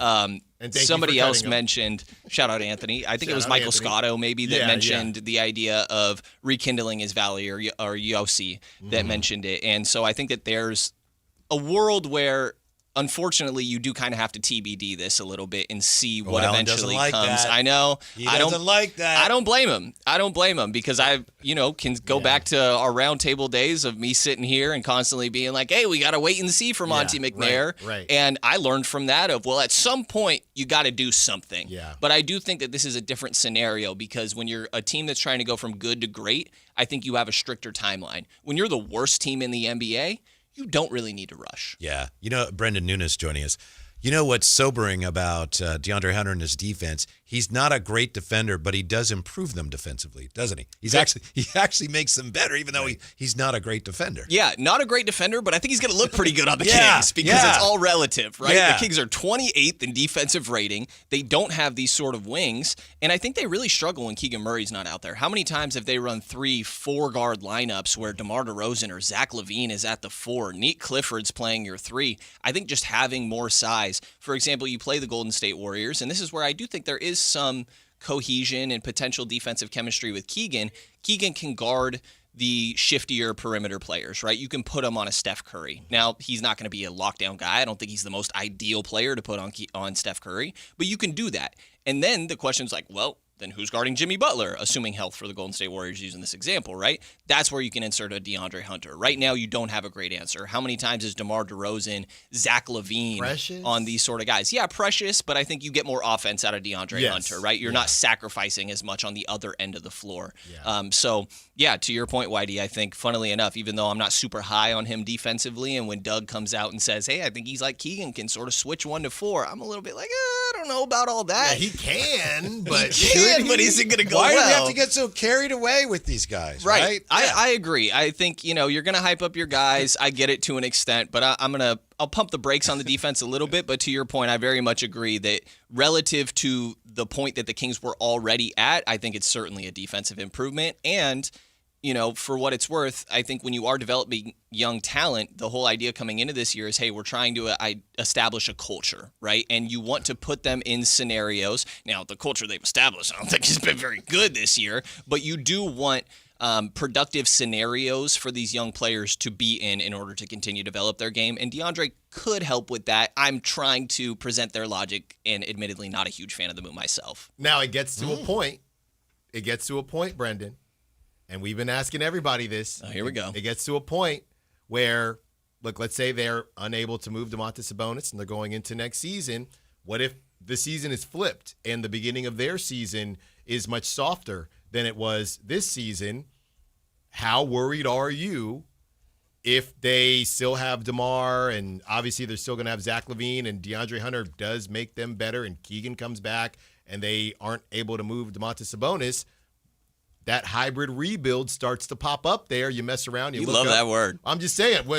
I got to hit a quota especially whenever we have a guest. So you look up 20 games in, the Kings are the 6th seed right now, right? It's early on in the season. Wow, they've won 11 of 20. Right. And literally, how worried would you be that the Kings would say, hey, well, maybe we have something here? The example that we've been using is basically they're the 8th seed. It's December, and Domantas Sabonis has been playing his butt off, and now they can make a move. But you're looking at the 8th seed right now. You're the Phoenix Suns right now. Do they hit the eject button and go get 2 firsts for Domantas Sabonis, or do they say, whoa, hold on. Well, we're in the playoffs right now. How worried are you about that situation if they can't move some of these guys? I think that is my larger concern. Like, when you see the DeAndre Hunter trade, I'm like, okay, are they trying to be decent again next year? Because I think that would be a problem. Like, I think that the wording I've been using is I think they need to embrace the suck. Like, look around and accept reality. You are the worst team in the league. Like, this is not hypothetically, hey, they're just playing bad. They are the worst team in the league. The Washington Wizards were trying to lose that game. Their closing lineup was insane that they were rolling out there, and the Kings couldn't win that game. No Domas, no Keegan. You can go down the line. Bunch of guys.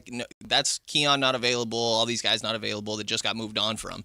But to me, it does make me concerned, and they're still linked to John Morant a little bit. Like, to me, that's the wrong way to go about it. I think that you're betting too much on the player that you get in this draft is your franchise player, because that's what you need, right? And I get they're trying to free up cap space for 2027, right? My question is, for what? You're not signing the Giannis, the Steph that's available that offseason, right? In my mind, the value of cap space is so that you can do some of these. That way you can take on a Jakob Poeltl for multiple draft picks if you're a bad team, right? When you're in Sacramento's position, I think that's the sort of thing that you should be trying to do. Yeah. Exactly. Be the third team in deals. I think Chicago is doing it really well this offseason, actually. That's how they, even going back, that's how they got Josh Giddey. Now they're taking a flyer on Jaden Ivey. Memphis has set themselves up so that they can do that if it benefits them. Very much so. I think Brooklyn is sort of in that scenario a little bit right now. Milwaukee probably will end up in that scenario when they move on from Giannis eventually, whether that's deadline or probably more likely this offseason. So that is a larger concern of mine, and I do worry that is the DeAndre Hunter trade a sign of they are trying to remain competitive going into next season? Because I do think that would be a flawed process. Okay, that's part of the answer then to this question, but you mentioned Brendan Nunes with it. You said, I'm not a huge fan of the move myself, and I think that's one reason why, but tell us more about why the DeAndre Hunter trade doesn't do a lot for Brendan Nunes. Yeah, I mean, I think that what's the real value of adding a role player to this team, to be honest? And I think that you should be trying to take flyers on players that are like Jarris have Walker. more potential upside. I love a Jarris Walker idea, for example, right? I don't know. Apparently, he's been mentioning Jarris Walker a bunch. He looked over at you after that one. Yeah. I don't know about like a Tijon Salone or anything like like a mic that. drop. When you said Jarris Walker, he thinks it's like a mic drop for him. Yeah. That's a guy. I mean, I think that is more so the right idea, right? The Jaren Jackson Jr. trade, like getting a Walter Clayton back in that deal, for example. And I think that just maybe they can rekindle value for DeAndre Hunter, eventually flip him for something else. But a lot of it for me is who's going to be on the next good Kings team. And I don't think it's DeAndre Hunter. Right. You know, maybe this is a guy that came into the league a little bit later, 3 years at college, redshirted his first year at Virginia. So there's less NBA mileage. Maybe he'll last later into his career than some people assume. But I just don't think that there's that much value in currently getting role players on a team that's not very good. I don't think that they should be trying to figure out, hey, well, we have these pieces and we're lacking this, so how can we clean that up a little bit? Yeah. Because right now, the only guys that we feel confident are probably going to be here are Keegan, Max, Neek, and Dylan. And I honestly think that, like, none of them should be safe outside of maybe Keegan. Yeah. It's almost as if they decided, look, we have these players we'd like to move. No one wants them. We have to bring in guys that we can create some demand for and move them because we can't move the guys we have. Right. We got to Ozark. We got to clean some sort of money, and we can't clean this money. It's hot over here, so we got to bring in new money in order to clean it and get that out. And that's literally what they did with Dennis Schroeder. That was the money that they could clean. They couldn't clean any of the money that they already had. I'd be looking for like a Jalen Brunson, right? To go back to Scott Perry's New York comparison, right? When he's clearing cap space there were all these, 2-year deals with a second-year team option because they're trying to clear cap space. Well, that's because you're the New York Knicks, and they thought they might get Kyrie and KD. Right. Kings aren't getting stars with their free agency, right? But you could try to do a Jalen Brunson route, a Tyrese Halliburton route, right? Where, hey, we think that this guy actually has more if he's given more opportunity, and it seems like that might be the case with DeAndre Hunter, but he's certainly not your star. Well, this is why I said the Toronto deal might not be about the Raptors and Sabonis as much as it might be about the Kings and RJ Barrett. And did Scott Perry think RJ Barrett could be that guy? Now, it doesn't look like it's going to happen, but I don't think Whitey and I believe that to be the case, but that would be a situation. I think Brunson was around the same age when he got to the Knicks. The one thing about the DeAndre Hunter deal is not just that they did the deal, but that's not what it sounded like they were planning on doing. Right? When we had these conversations specifically about Keon, it was taking a flyer on a Jarris Walker type of 22-year-old, not bringing in DeAndre Hunter. So I think that had fans also a bit confused as to, wait, I thought you were trying to get younger, and now we're looking at this saying, okay, well, it seems like the Kings have to go in a different direction because they can't move any of these contracts, so they're bringing in new contracts that they hope to move someday. That they hope to move. What are your thoughts on the Zach LaVine piece of this? And it came out, surprise, surprise, 49 million reasons to stay in Sacramento. How do you think that all ends? I mean, I think when he's an expiring contracts have value no matter who it is, how much value it is, right? Say there's another player with 3 years left on their deal. And Hunter's an expiring next season. Right? Yes, exactly. Say there's another guy with 3 years left on their deal and a team wants to move off of them, then there could be some sort of value. Both you guys looking at your phone makes me think some trade's going on here. Maybe. It's time of year, That's you know? right. Actually, you've been traded, but we're not supposed to be the ones that tell you. Yeah. I think somebody might have got traded. And I think that for the most part, that Zach becomes a lot easier to move next season, right? When he is an expiring deal. I think there's something that could potentially get done there. And even if not, you wait it out and eventually just get the money off the books, right? I don't think there's, with these guys, a reason to rush. If you can use that salary, then great, right? But I think also the fact that that's coming off the books, like in the Toronto deal, I think they should take on Jakob Poeltl. This contract is horrible. Do not get me wrong, but to the point of, hey, they're going to clear cap space in 2027, That's going to happen. What would you need back to convince you to do that? Probably 2 firsts. Yeah. I mean, It doesn't RJ sound is like part they of the were willing deal. to do that, though, I does don't it? think so. Yeah. I don't think so. If Colin Murray Boyles is part of the deal, I'm doing that. Maybe without picks. I love Colin Murray Boyles, right? Could it be Grady Dick in 1 first? Yeah. Maybe. I think there was a world where before Agbaji got moved that you could have still got the deal done without Jakob Poeltl, right? But of course, draft capital factors into that, and it would be like essentially a 4-for-1 with a third team getting involved and complicated aspects to that. But I think for the most part, there's no need to rush with Zach, and I think there could be some value in having that expiring contract that could appeal to another team that's trying to get off of salary for more years further down the line than that. And I think that's the case for a lot of these guys. For Domas, I think he's going to get more valuable in this offseason. If you're not getting a first-round pick right now, let him try to rekindle his value a little bit and see hey, maybe now there's only 2 years left, and does somebody want to throw a first-round pick for that and see what it's looking like? Maybe Toronto revisits it this offseason. I think the fact that we're hearing teams being interested for how polarizing of a player he is around the league, it's good to just get some confirmation of other teams are like, hey, we think this guy could fit, and there's no reason to think that couldn't be revisited this offseason. Brendan Nunes, to me, it could get really tricky here for the Kings the rest of the way. Obviously, they're in position where you want to end up with a top 3 pick. You want to end up, if you can, in worst place, because then, you can pick no worse than 5th. But if you keep Domas and you've got all these veterans, look, the schedule gets easier. You've got the other teams that are behind you right now in the lottery. They're going to tank hard. So I'm concerned with all the veterans you have, especially if you keep Domas. Couldn't it get really tricky to keep losing these games?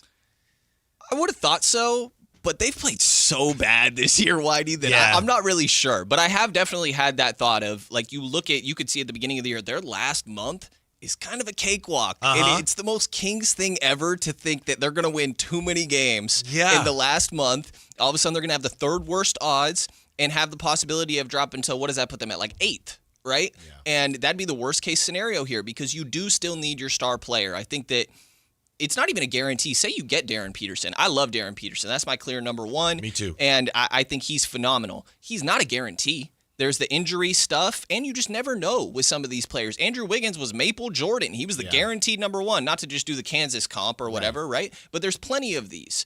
And so it's not a guarantee. That's why I think you need to be patient. You need to see, and say you do a Ja Morant deal and you get your Darren Peterson. Well, now what does that mean for Peterson? Does he get to spread his wings and become a...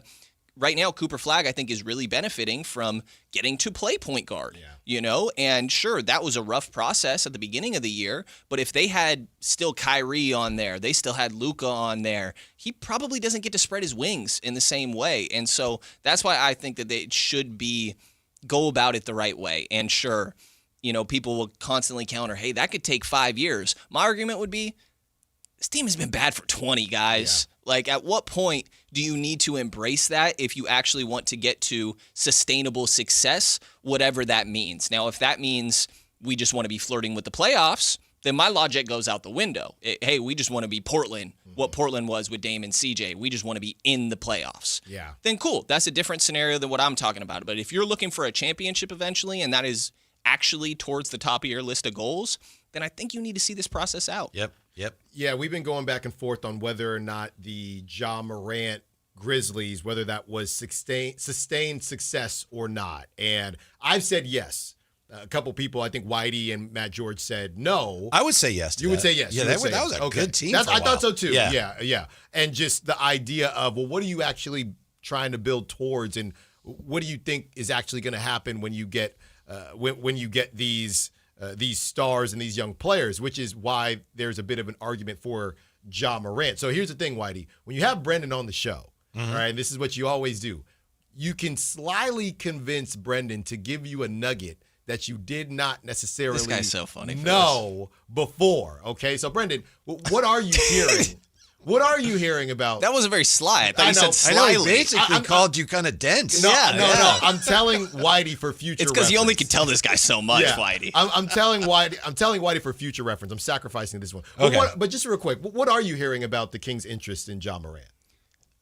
Nothing more than what you're probably hearing, to be honest. You sure? Yeah, I mean, Now he's not holding much back with on Ja. it. Yeah. I think there was more with the Domas stuff. Like I said, I think that there was a world where you could have got a deal done without including Jakob Poeltl, right? But do they want to include Grady Dick, for example, or could Colin Murray-Boyles be part of that? I think the latter, probably not so much. He's a really good player. I'd imagine that's part of the reason they like Domas, right? They're one of the teams, and same with Washington. Colin Murray-Boyles, kind of a rim protector and works alongside Domas. They have good length with Brandon Ingram. Alex Sarr can play a little bit of the 4. He's a great rim protector. That makes sense next to Domas, right? Domas is a very unique player that I think takes a specific fit and team construction to work.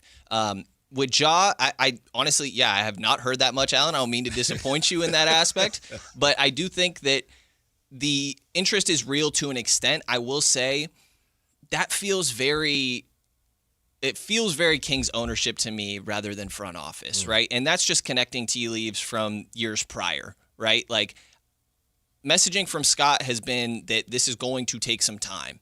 But I think that we've seen other people in the organization be a little bit impatient. And Zach LaVine is the prime example of this. Hey, this guy's pretty good, he's going to sell some jerseys, which maybe hasn't played out quite the way that they might have thought.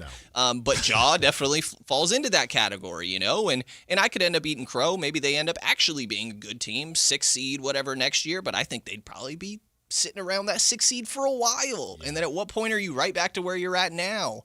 And there's some value in that, but I haven't heard that much about the Ja Morant stuff, but it feels very Kings. Yeah, I'm with you on that. I get the sense, Brendan, that some of this stuff is an example of how other teams still look at the Kings as a team that you can take advantage of.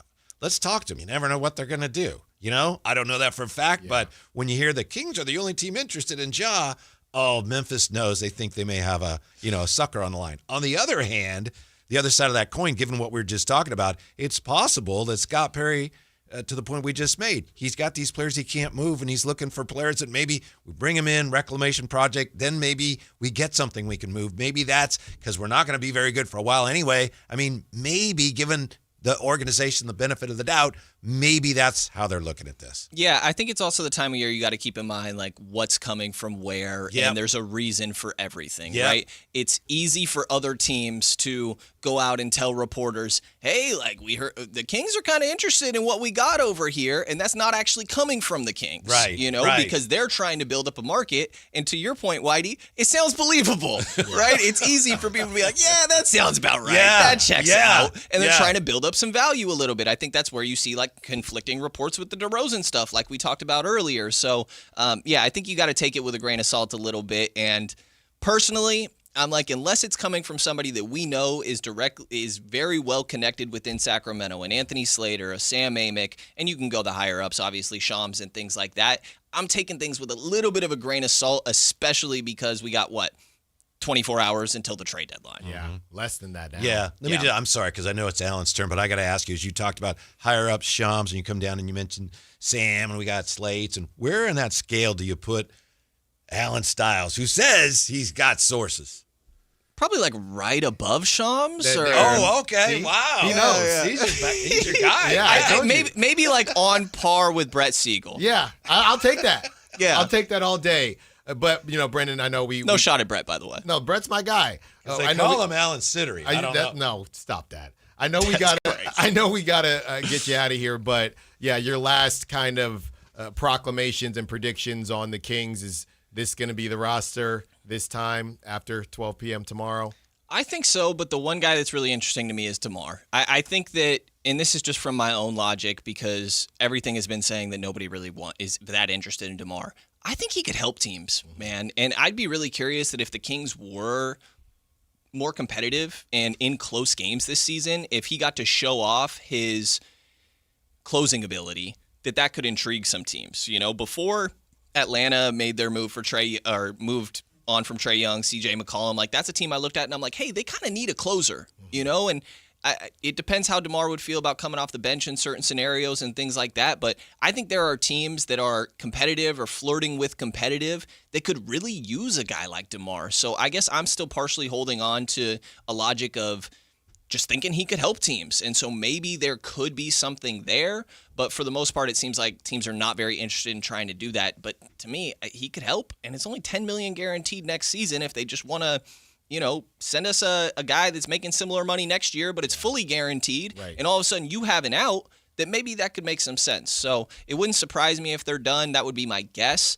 But I just think that DeMar should have value around the league, even if it doesn't seem that way. Thank you, Brendan. Appreciate you guys. We always appreciate Brandon. it. That's the roundtable for today. We'll come back and summarize everything we know, think we know, and wish we knew about the Kings with the deadline nearly here. That's next on Sactown Sports. Listen to the #1 sports lineup in Sacramento. The Carmichael Dave Show with Jason Ross, Matt George, and Kayla Anderson. The Drive Guys with Kevin Gleason and Alan Stiles. Every weekday live and local 6 a.m. to 6 p.m. Online at SactownSports.com or download the app right on your phone. Your #1 source for all your Northern California sports. Sactown Sports 1140. Holidays with great Mexican-inspired food and legendary mimosas. And now, college students and faculty get 15% off all food purchases through the holidays. Enjoy amazing food and great vibes at Rooster Sacramento. See you soon. It's President's Day sale time at Big O Tires. Now through February 22nd, buy 3 tires, get 1 free on 4 select in-stock Big O brand tires with installation purchase. Plus, you'll get our industry-leading ProTech Plus warranty for free. Disposal fees extra that go with other offers. See Big O dealer for pricing. Business moves fast, and so do we. At Bank of Marin, we team up with businesses in the greater Sacramento area to help you drive the lane and score big. With dedicated relationship bankers and local decision-making, we help you move quickly, whether you're upgrading equipment, buying your next building, streamlining cash flow, or fueling growth. From expansion to investment, we're ready to help you win. Bank of Marin, your local business bank. Visit us at bankofmarin.com. Member FDIC. Join Sactown Sports Downtown before every Kings game and pick up an InShape Fitness Kings Rally towel while supplies last. If you walk, lift, stretch, or sweat, you belong. Start the year strong and join today at InShape.com. At Stockton Honda, we know how to honor a great deal. Like right now during our President's Day sales event. Whether you're shopping new or pre-owned, you can find star-spangled savings on some of our best models. Why not stop in today and see for yourself? Come celebrate at Stockton Honda and get huge savings on our giant selection. Plus top dollar for your trade. Anytime, anywhere, it's all here. StocktonHonda.com.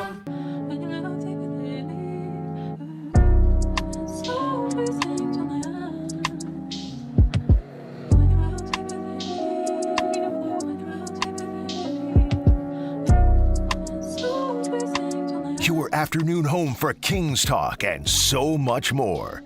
The Drive Guys on Sactown Sports. Some interesting thoughts here. In the YouTube chat on Ja and the Kings appears to be a real long shot. Can we agree on that? I'm not trying I don't know how long. I don't know how long of a shot. Really? I mean, let's say it's a basketball shot. To me, we're talking about at least. Don't say half court. At least 3/4 court. No. What do you say? I would start at half court. It really comes down to how much do they care that he's claiming he doesn't want to come here. Right. That's what some of the comments are. We're not getting Ja. Kimberly, we're not getting Ja. He doesn't want to come here. He already said he wouldn't re-sign here, which is true, but... That's still 2 years from now. Sorry, Ja. But as someone points out, and I apologize, we're getting some... Nihon Noinu says Chris Webber didn't want to come to the Kings. Right. And it's possible, Kimberly, and I don't think it happens, but it's possible the Kings say, you don't want to come here? All right, but what are you going to do? Quit? Yeah. So we're going to do something with you and then send you somewhere else as soon as we can. And think about it like this. Obviously, the Kings, I don't know if they would be acquiring him to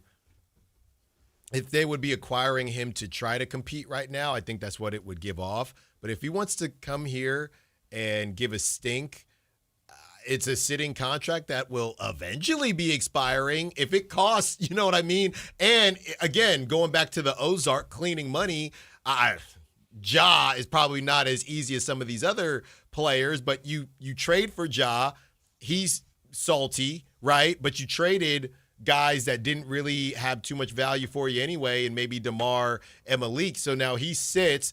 The leverage might be a little bit squirrely, but there's a team out there that might convince themselves once a year passes, then another year passes, and then you could maybe flip him at that point. So I don't know how much you should care that Ja doesn't want to be here. Either he plays and maybe you play better, or he doesn't play, and eventually somebody else will probably come get him, or it's an expiring contract in a couple years. I think the Ozark reference is probably spot on, but I know the show, but I've never actually seen it. So I just want you to know that. Yeah. If I don't respond appropriately, it's because, and I'm somewhat aware of the show. Who is it? It's Bateman. Yeah. Yeah. Jason Bateman. I got to be honest, though. I use the example. I stopped after. It's my Ted Lasso thing. Because you dropped it twice today. It's my Ted Lasso thing. Every show, or most shows, I should say, they have a plot that either you enjoy or you don't enjoy. Ted Lasso, everyone's going to believe in himself every season. More people. You're not excited that's coming back no, again, are you? I stopped after season 1. Ozark, watched the first season, second season. Yeah, it feels like I just watched this. So I didn't watch after the first season, but people love it. But that plot wasn't doing it for. I had seen enough. But there's certain shows for me, I'll watch the same plot 3 seasons in a row. You know what I mean? Back in the day, USA, I don't know how many people watch this show, but it was with Rami Malek. It was his big coming to the party, Mr. Robot. Mr. Robot, he was a tech genius, and he was, breaking into a lot of different stuff. Same thing every season. I couldn't get enough. You know what happens, Alan, is some of the shows, they say, okay, we got picked up, we'll do this season, and then they do their season. It's like, oh, you got picked up. Now, well, we hadn't thought of that. Yeah. Whereas I don't know if you saw Shogun. Shogun I ended. know a lot of people like that. It started and it ended. Yeah. So it's like, all right, there's a story. Well, that got picked up. So now what are they going to do? I don't know. And they shouldn't. Leave it. Leave it. But I told your story. Yeah, You're done. You don't, but they get pressured because they see dollar signs and everybody's asking for it. I think people in general need to stop asking for things when you don't even necessarily know what you want, right? I think as a society, we need to be okay with the story was told and it was a good story. Hey, I really liked that season. We need season 2. No, you don't. Sometimes you don't. What do you want to see in season 2? You want to be entertained. No, but sometimes it's okay to just, it was a good season. That's why, when you got, the toddler and the baby, like we do, we're all about the limited series. Give me 6 episodes, I'm in and I'm out. Yeah. I don't. And you know you're going to reach no the end. season 2, it's a wrap. It's a wrap. I don't need it. I don't need it. You ever watch True Detective? Yes. Because they have different seasons, but each one's a different, That's self-contained. different. That's different. Yeah, although they did in the most recent one, they brought back some elements from the first Right, one. and some people don't like that. Right. I got this, Whitey. This was from Kevin O'Connor. The Kings make the most sense for Ja Morant. Buy low on a guy. Is this recent or was this because I know he posted some stuff earlier today? This is the last thing he said about Ja Pardon Morant. me for interrupting. He said, buy low on a guy who's looked more like an all-star Ja since returning. Maybe it goes away, but smaller market, passionate fan base, young pieces to grow with, a top pick coming, ideal for Ja, and a worthy swing for Sacramento. Okay? Kelly Iko, who also covers the Grizzlies, or a national NBA reporter for Yahoo Sports, Memphis is not working with Ja Morant in the same manner as other stars like Harden and Giannis have done with their respective teams in trade talks. Sources say the Grizzlies are seeking the best deal strictly for the organization. And before that, O'Connor had said the Kings remain the team most strongly connected to the Grizzlies. Let's just take a look at that. Most strongly connected. What does that mean? It could mean nobody else is connected. It could be, or it could mean I saw 3 other people wrote about this. All I'm saying is, Brendan made the point, just be careful. They're the team most strongly connected. Almost sounds like, oh, this is a done deal. Right. We don't even know what it means. Yes. I get you. Yeah. I get you. That's, if you're, the porridge and how hot or cold the porridge is, right? Hey, this porridge is much hotter than it was when I initially warmed it up, but it's still not hot. Exactly, Goldilocks. Here's what Chris Mannix wrote today, and I think things have changed since he posted this. Keon Ellis may not be the only Kings player on the move. Sacramento has not had much success generating interest in veteran wing Zach LaVine, DeMar DeRozan. DeRozan, I know you're going to check me on this. DeRozan is a strong candidate to be bought out after the deadline, while the Kings will likely try again to move LaVine in the offseason. Hold on. Moments after he posted that, Anthony Slater countered with, Kings have no plans to buy out DeMar DeRozan if he's still on the team after the deadline. Yeah. That was the language, Alan. I know earlier we were trying to figure out, well, what exactly did he say? Kings have no plan to buy out DeMar DeRozan if he's still on the team after the deadline. We think that's because DeMar DeRozan is almost certainly not going to agree to a buyout, at least until maybe the offseason. Yeah, buyouts are different if you don't have a fully guaranteed salary, and DeMar does not have that. Yeah.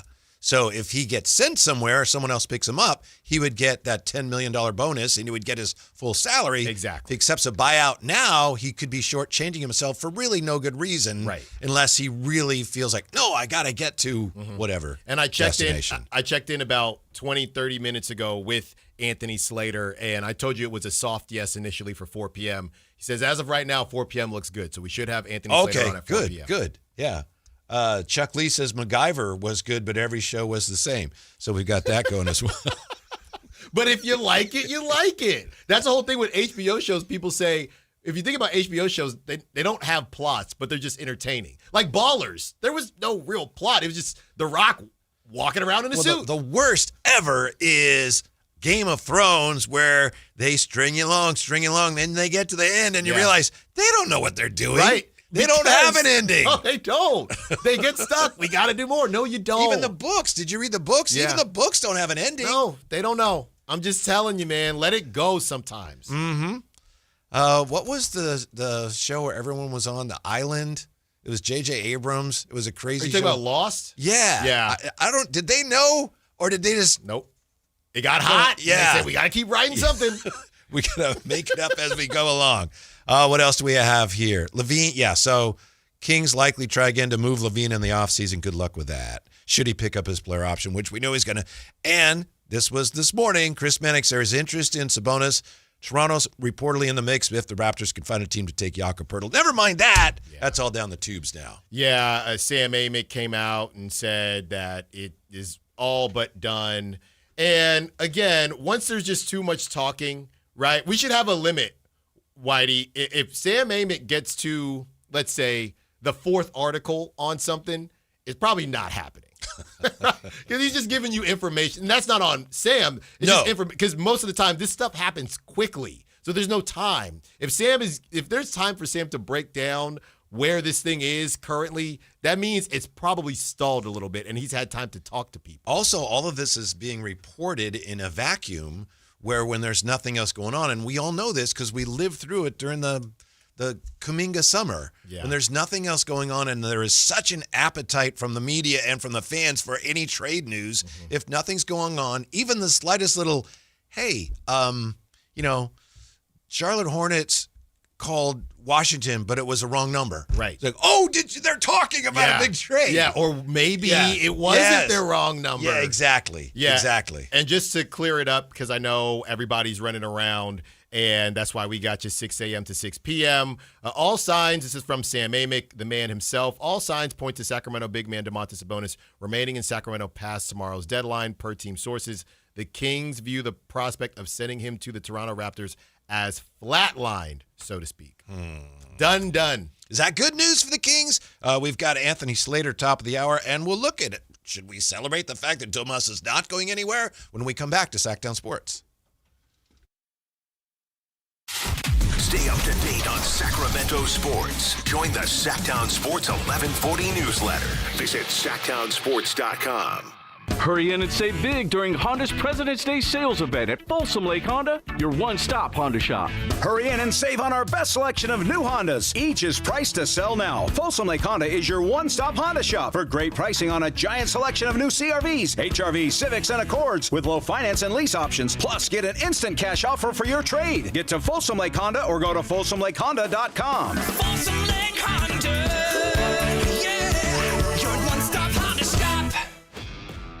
This is the story of the one.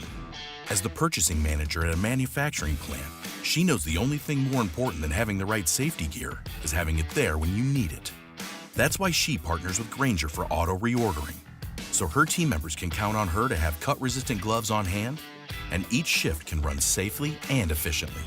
Call 1-800-GRANGER, click Grainger.com, or just stop by. Grainger, for the ones who get it done. This year's tax changes. Better not get caught snoozing. Miss one deduction, lose thousands. Not amusing. Big tax changes can mean bigger refunds at Jackson Hewitt. And right now, get $100 just to try us. Don't worry, tax filers. If money is tight, get $100 from Jackson Hewitt, so you'll sleep better at night. Limited time offer for new clients. Participating locations only. Details at jacksonhewitt.com. At Fisher Investments, we may seem like other money managers, but we're different. What makes you so different than the rest of us? We ensure clients receive unparalleled service at every step of the relationship. Tell me more. Our investment counselors focus on service over sales, prioritizing clients' needs. How do you make money? We don't sell any commission-based products. We have a simple management fee based on the value of our client's portfolio. So we do better when our clients do better. What about client portfolios?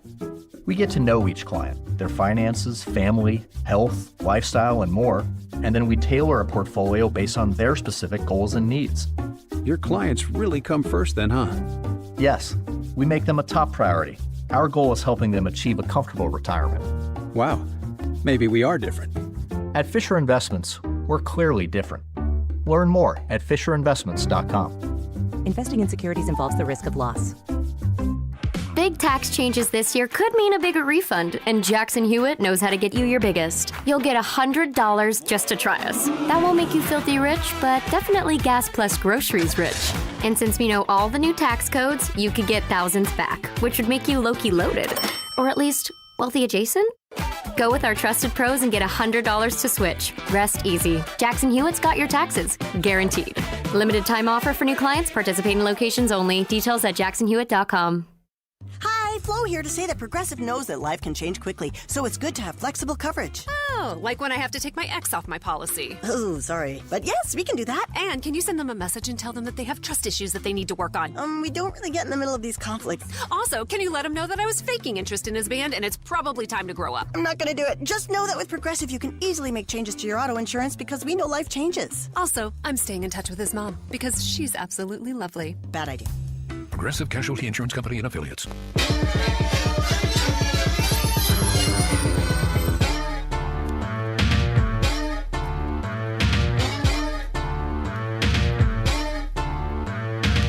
Live stream The Drive Guys on Sactown Sports 1140. Well, this is unfortunate. Kimberly makes a good point. I think Kimberly says, Game of Thrones wasted time from my life I can never get back.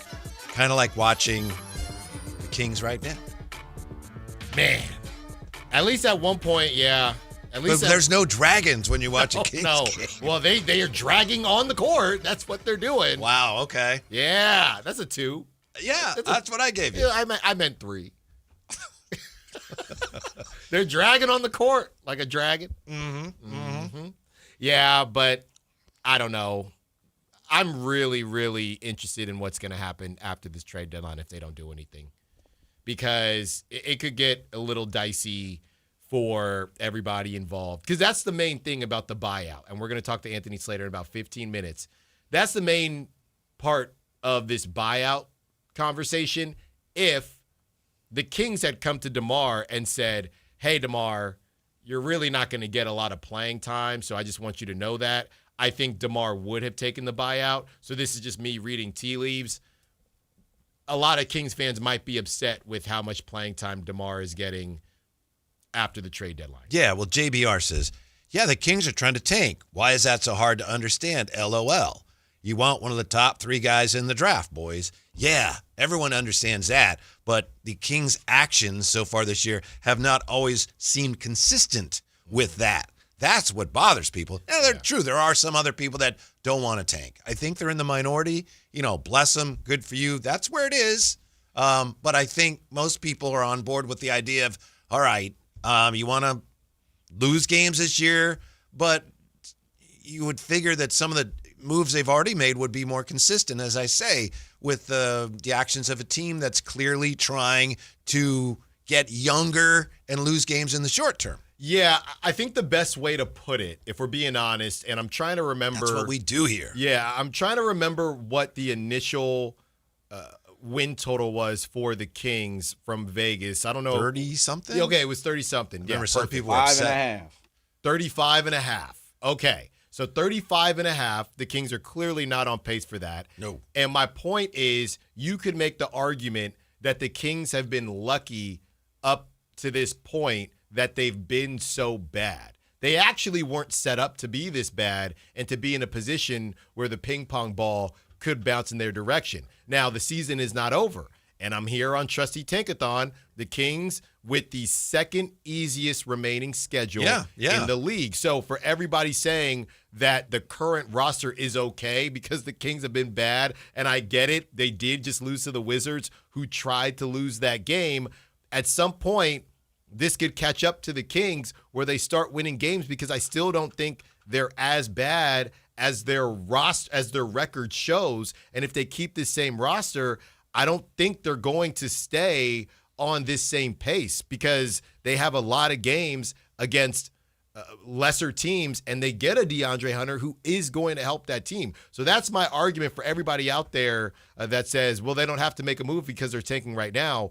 At some point, they could just be, all they got to be is a little better to screw this up. And as I've said, I think it's apparent that some of the other teams that are near the Kings in the lottery standings, they're really going to commit to tanking. Yeah. It is. Now, I know you could say, well, yeah, so were the Wizards, and look what happened. Right. That's fair, but down the stretch, I don't know. So all that said, the fact that they still have Domas, do you think that's a positive for the Kings? I think they're going to do what they can do and sit some guys here or there. But the reality is, it is a gamble bringing in DeAndre Hunter, trying to give him last chance you and flip him in a year. You are playing with fire a bit, Whitey, and I don't know if the Kings should have put themselves in this position. That's the reality. Mm-hmm.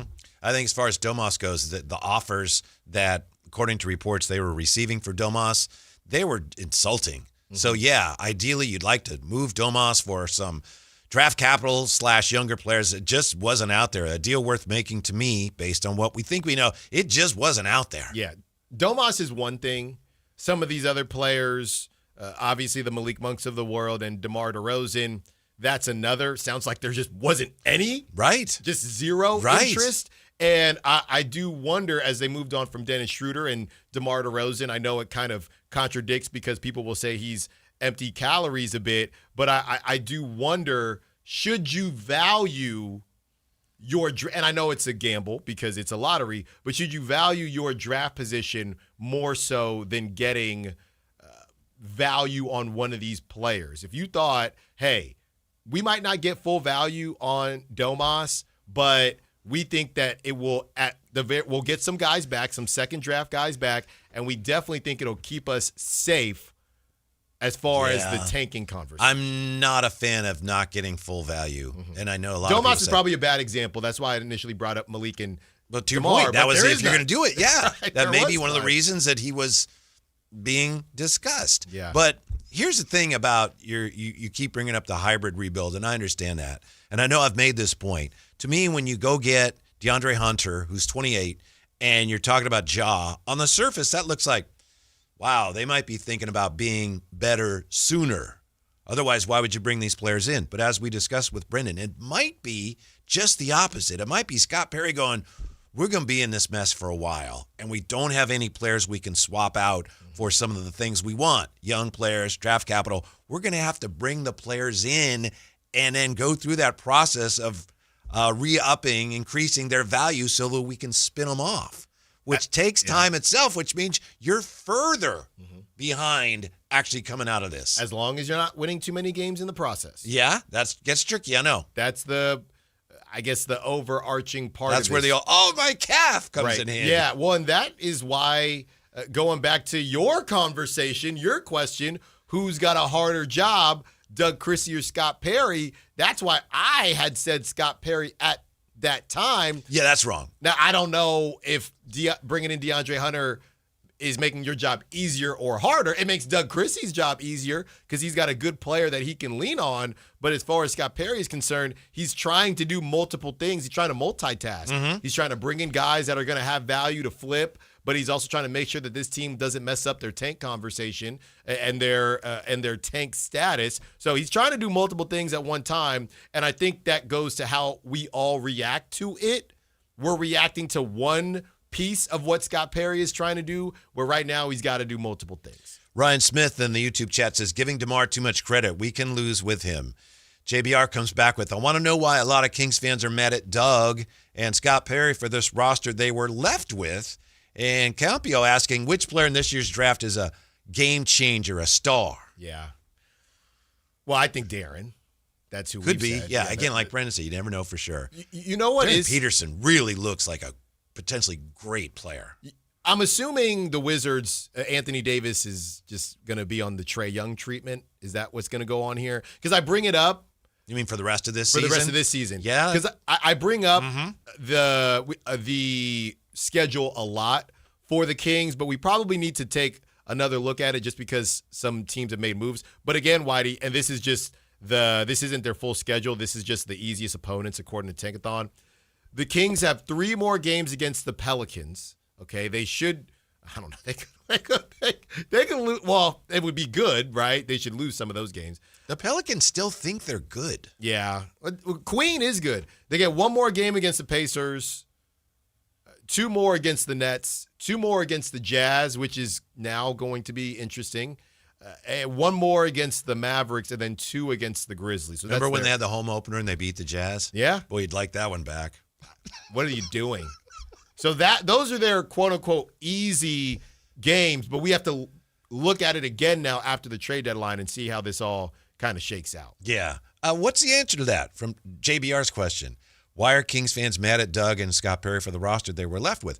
A lot of it is losing is hard, and you look for people to blame.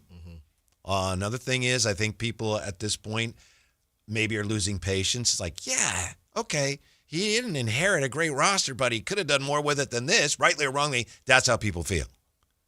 That is the conversation. Let's go back to the Bill Simmons, the Kings are hilariously coached, and we didn't really put too much on it because I don't know how much Kings basketball Bill Simmons watches. But I do think that has been the tough part of this. I don't think this roster is as bad as their record. So I think that has to be a reflection in some capacity on Doug as well. But right now, it doesn't matter because you do want to lose games. You're doing a good job, Doug. Right. We just lost 3 in a row, 7 in a row, 9 in a row. Yes, that's what we mean. But I do think there are Kings fans thinking this roster is not that bad. Now, I don't know if Eric Spoelstra could get this team to a 5 seed, but maybe there's somebody out there that they feel at least could make them respectable. They wouldn't be in the tank conversation, but that's maybe not what Scott Perry wants. I mean, you could see with Hunter now, and if Keegan comes back, you could see how this team could be, as good as last year's team. I could approach the win total of the team, the year before that. Those were both play-in teams, though. Don't want it. Can't do it. Won't do it. But a lot of fans would be fine with that. I think so. Yeah. What are we going to check in with Slates on exactly? What do you mean? What do you mean? There's so much. I knew you'd tell me. Well, obviously, he's the one that came out about the DeMar DeRozan piece. I do think we will be laying the Kuminga quota in a casket and saying goodbye to it. Just curious what's going on there because the Warriors have done absolutely nothing. And just what he's hearing in general about, Domantas Sabonis and the trades as a whole. Yeah. Years ago, Alan, when the Kings were playing the Lakers in the famous 2002 series, right before the series went back to L.A. for Game 6, somebody who was on the air at this station actually had an on-air funeral for the Lakers. And really? Yes. And Lakers somehow came back and won that. And this person still hears about it from time to time. I could tell you where everything's buried too. Got a lot of notice. I'm sure people loved it in Sacramento. At the time. But I bring that up because it might be time, as you say, to actually have a funeral for the Jonathan Kuminga to the Kings trade. Literally. Yes. It's over. Yeah. We'll find out from Anthony Slater when he joins us next on Sactown Sports. So go away. You never know what you might hear when listening to a Sacramento Kings game. Out of Keegan, going for another triple. Man, is he feeling it. Keegan, can he do it? Yes, there's number 11, Keegan Murray. Keegan steps back. He just knocked down his 12th three-pointer, a Kings franchise record. He's got 45 points. Never miss a moment of Sacramento Kings basketball with Sactown Sports and the Sactown Sports app. This is the story of the one. As a safety manager at a manufacturing plant, he does everything he can to keep his coworkers safe. From finding ways to reduce risks to keeping safety supplies in stock. And for that, he relies on Grainger. Grainger offers a broad range of quality products and next-day delivery, so he can always play it safe. Call 1-800-GRAINGER, click Grainger.com, or just stop by. Grainger, for the ones who get it done. Think switching to T-Mobile is a whole complicated thing? Nah, it's easy. You could do it almost anywhere in just 15 minutes.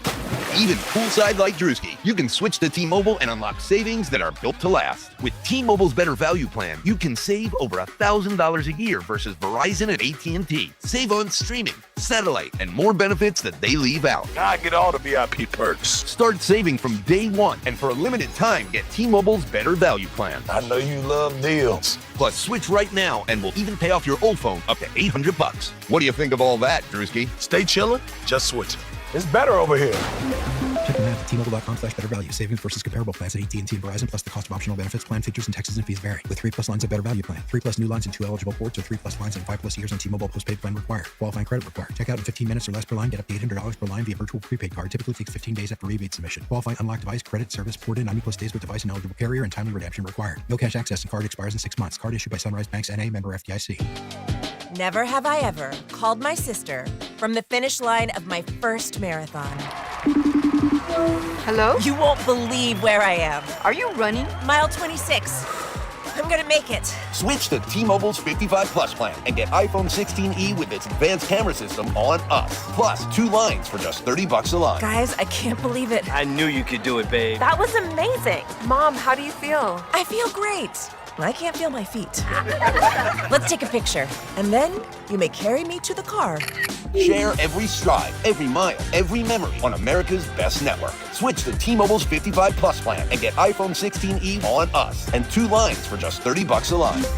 With 24 monthly bill credits and 2 eligible port-ins on Essentials 55 Plus for well-qualified customers with autopay, plus taxes, fees, and $35 device connection charge. Credits end and balance due if you pay off early or cancel. Contact us. Finance agreement 128 gigabytes, $599.99 required. Best mobile network in the U.S. based on analysis by Ookla of Speed Test Intelligence data 1H 2025. Visit T-Mobile.com. Guys, did you know your testosterone level impacts your energy, libido, sleep, weight, hair loss, mood, and even ED? And right now, Revive Men's Health Sacramento will check your testosterone for free. They've helped thousands of men since 2011 feel and perform better. They're so confident they can help you, they even guarantee it. Schedule your free testosterone test, exam, and consultation today. Call 916-277-8599. That's 916-277-8599. Or visit ReviveMen'sHealth.com. KHD1 Sacramento, KYMX HD3 Sacramento. From the Power Business Technology Toshiba Studios. Sactown Sports 1140.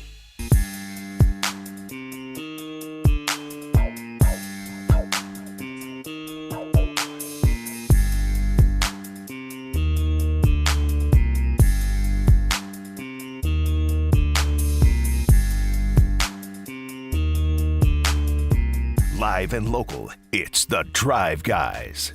Watch the show on youtube.com/Sactown Sports 1140.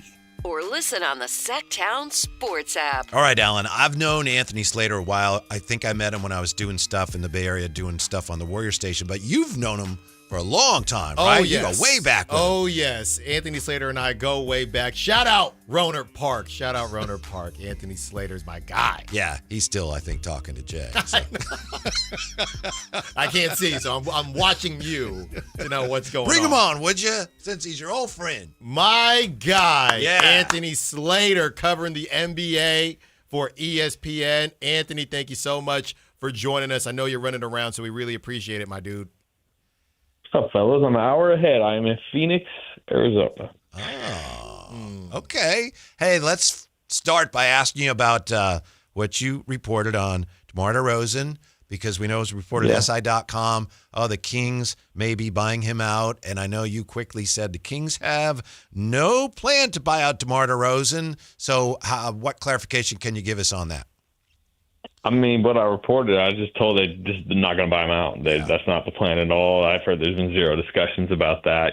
Could he theoretically be traded in the next, what is it now, 19 hours, something like that? That's possible, but he's got a maneuverable deal, right? With this $10 million, only $10 million guaranteed next season. You can shop him a little bit in the summer. If you want to get some salary savings, you could cut him theoretically at any point in the summer. So from what I gather, zero intent on buying him out.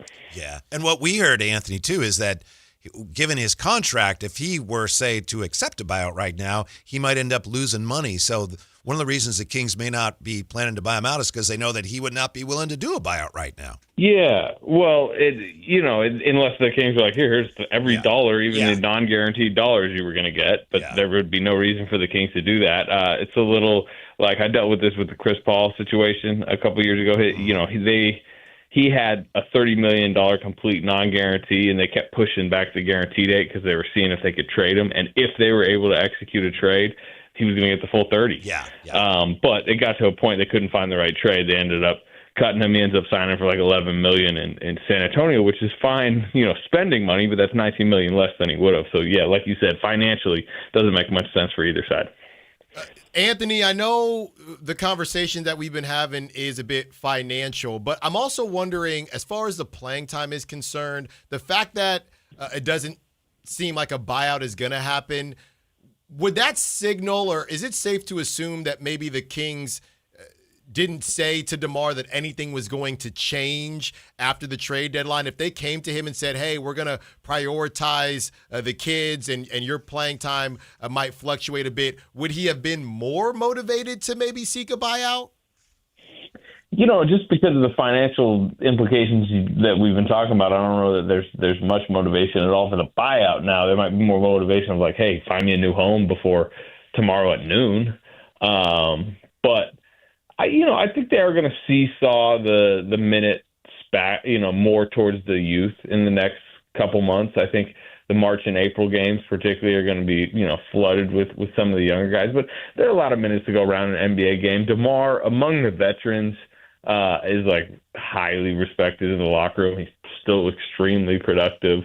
There's just like a professional approach to him that, executives to coaches to teammates seem to love. So I don't expect him to go from, he played 51 games this year at 30-something minutes a game to just, be sitting there at 10 minutes a game off the bench or something like that. But I do think you'll start to see more youth, and he might be, one of the guys that is a victim of that. Mm-hmm. Anthony, any of the deals that we know of so far, anything that's been done that has surprised you?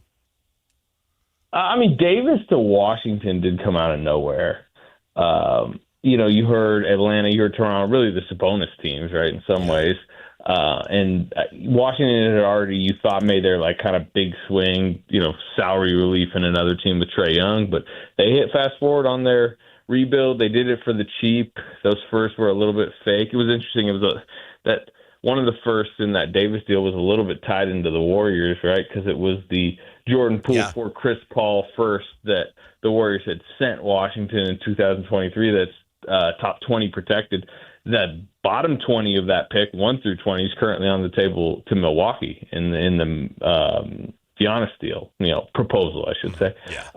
So, that, I would say that and the Jaren Jackson in the last couple of days, because you didn't really hear rumblings around the league about either of those, and then boom. And to me, that signaled, and this can relate to Sacramento, as they try to figure out their pecking order in the West over the next few years. Like, Utah's speeding their rebuild up, which, it's probably not good if you're like an on-the-ground Kings fan that wants to win now, but, that probably puts you, a little bit higher in the lottery rankings the next couple of years. Yeah. Slater, people have been joking me this whole time about the Kuminga quota that I've had and Kuminga Watch. We feel like it might finally be time to lay Kuminga Watch to rest, specifically in Sacramento. Also, just in general, give us the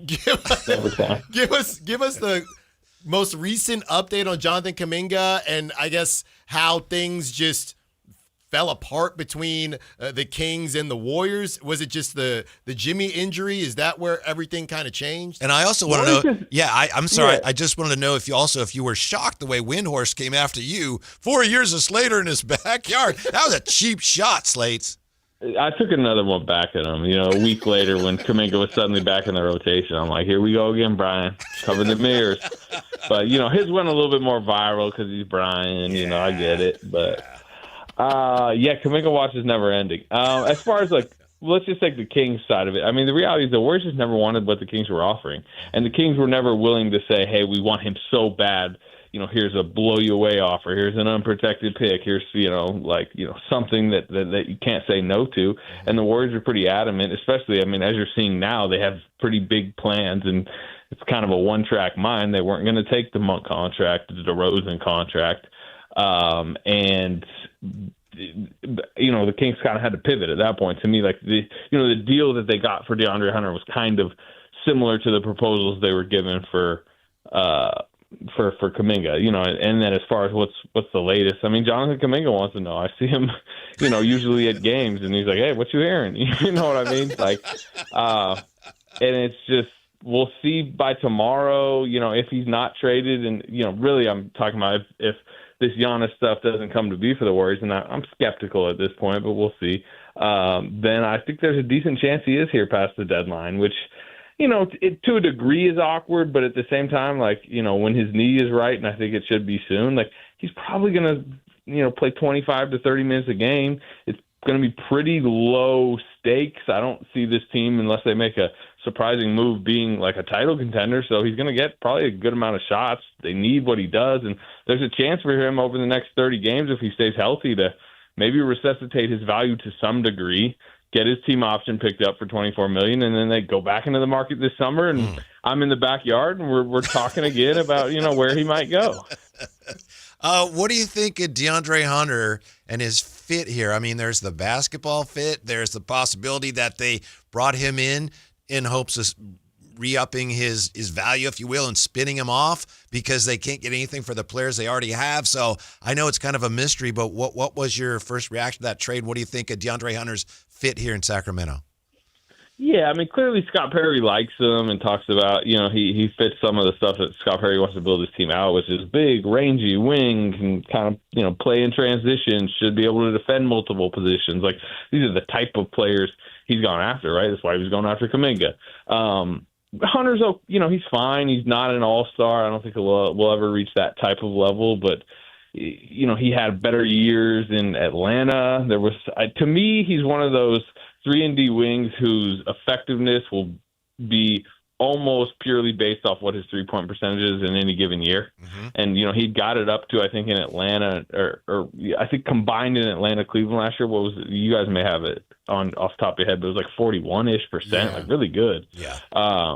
It's 30.8 this year, and that was a problem in Cleveland. That was one of their main problems on why they've taken such a dip. Is he was just not making shots. So, as you've seen with Keegan Murray, right? Keegan Murray as a rookie, when he's 41% hitting over 200 threes, he's a lot different looking 3-and-D wing than when he's making 30% of those threes. So, for that wing combo to work, Keegan Murray and DeAndre Hunter, I think you need to see them, at least combine somewhere around 36-37% from three. Slates, what did you hear? I know Sam Amick was all over it, but what did you hear or think about the Domantas Sabonis Toronto Raptors smoke? Obviously, it is kind of flatlined, as Amick said, but were you surprised that the Kings couldn't get it over the finish line and what they wanted back in return for Sabonis? Do you feel like the Kings made the right decision?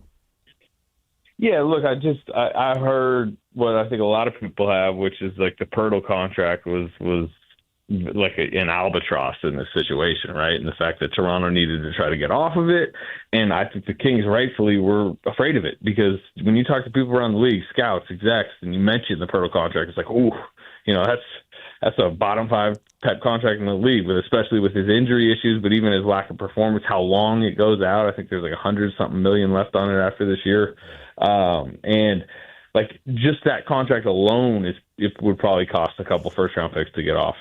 So, if the Kings aren't really getting the type of draft capital they want back in that situation, I think it's fine to go to the summer and revisit the Sabonis conversation in the summer. I mean, I think part of a patient rebuild, as I know we've talked about, as everyone in the area has tried to come to grips with over the last, whatever year, basically since, this regime is completely flipped over, is if you don't get the deals you want, you can eat these contracts. There's no rush. It's going to be painful to go through, but you don't have to just rush a Sabonis trade because you have to get some type of second round pick, or you just have to switch it up so you can see something different on the court. It's okay to take Sabonis to the summer and maybe resuscitate his value to a degree, or find a different market, or at the end of the day, if you just end up taking these contracts to the finish line and then having a bunch of cap space in a couple summers, that's part of the plan too. I just have one more for you, Anthony. Pardon me.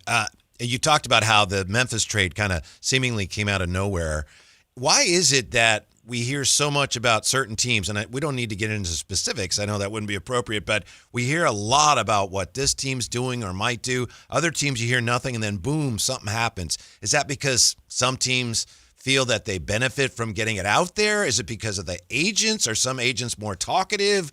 Why is it that we hear so much about some teams and what they may do, and other GMs and teams, we don't hear anything, and then boom, something happens seemingly out of the blue?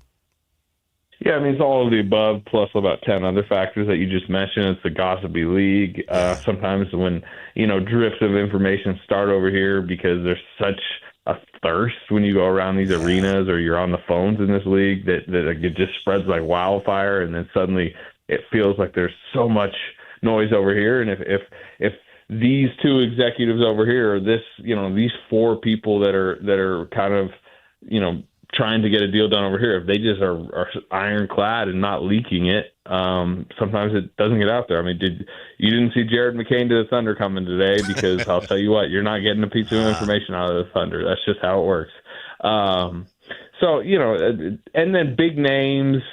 I mean, you mentioned some of the leverage plays, right? I mean, let's use AD, for example. I think you heard a lot of AD noise over the last couple of months because, Rich Paul's trying to get him a new contract, right? Yeah. And that's part of the leverage plays that are happening, which is it's all part of the business. Mm-hmm. All right, Slater, we'll let you get out of here. I know. Is it warm in Phoenix? 83 degrees. Man, okay, all right. Well, let me say, I deserve it because I was in Minnesota for 5 days last week for that baseball series with the Warriors, and it was minus 12 the entire time. Okay, yeah, you're thawing out a bit. I know I haven't seen you at the games lately, but you said we're doing dinner in that backyard, so I need to get into the backyard some way, somehow. That backyard is famous now. That's right. The price has gone up. That's unbelievable. All right, well, I got to mow the lawn then. Okay, all right. Before we let you go, your best guess, are the fireworks done before this trade deadline comes to a close? Any more fireworks that you foresee, or are the fireworks done? Well, I'm tracking one big firework that I said I'm skeptical, but it's still on the table. It's still on the table to the Warriors. It's still on the table to a couple other teams, maybe a surprise team. But the Giannis situation, there's a reason. Talk about a tension around a situation.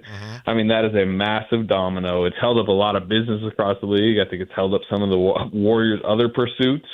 And could that drop in the next 24 hours? Certainly. Wow. Saving the best for last. There you go. Thanks, Lace. Enjoy Phoenix. We appreciate it. All right, fellas. Great stuff. That's my guy. Yeah. That's my guy.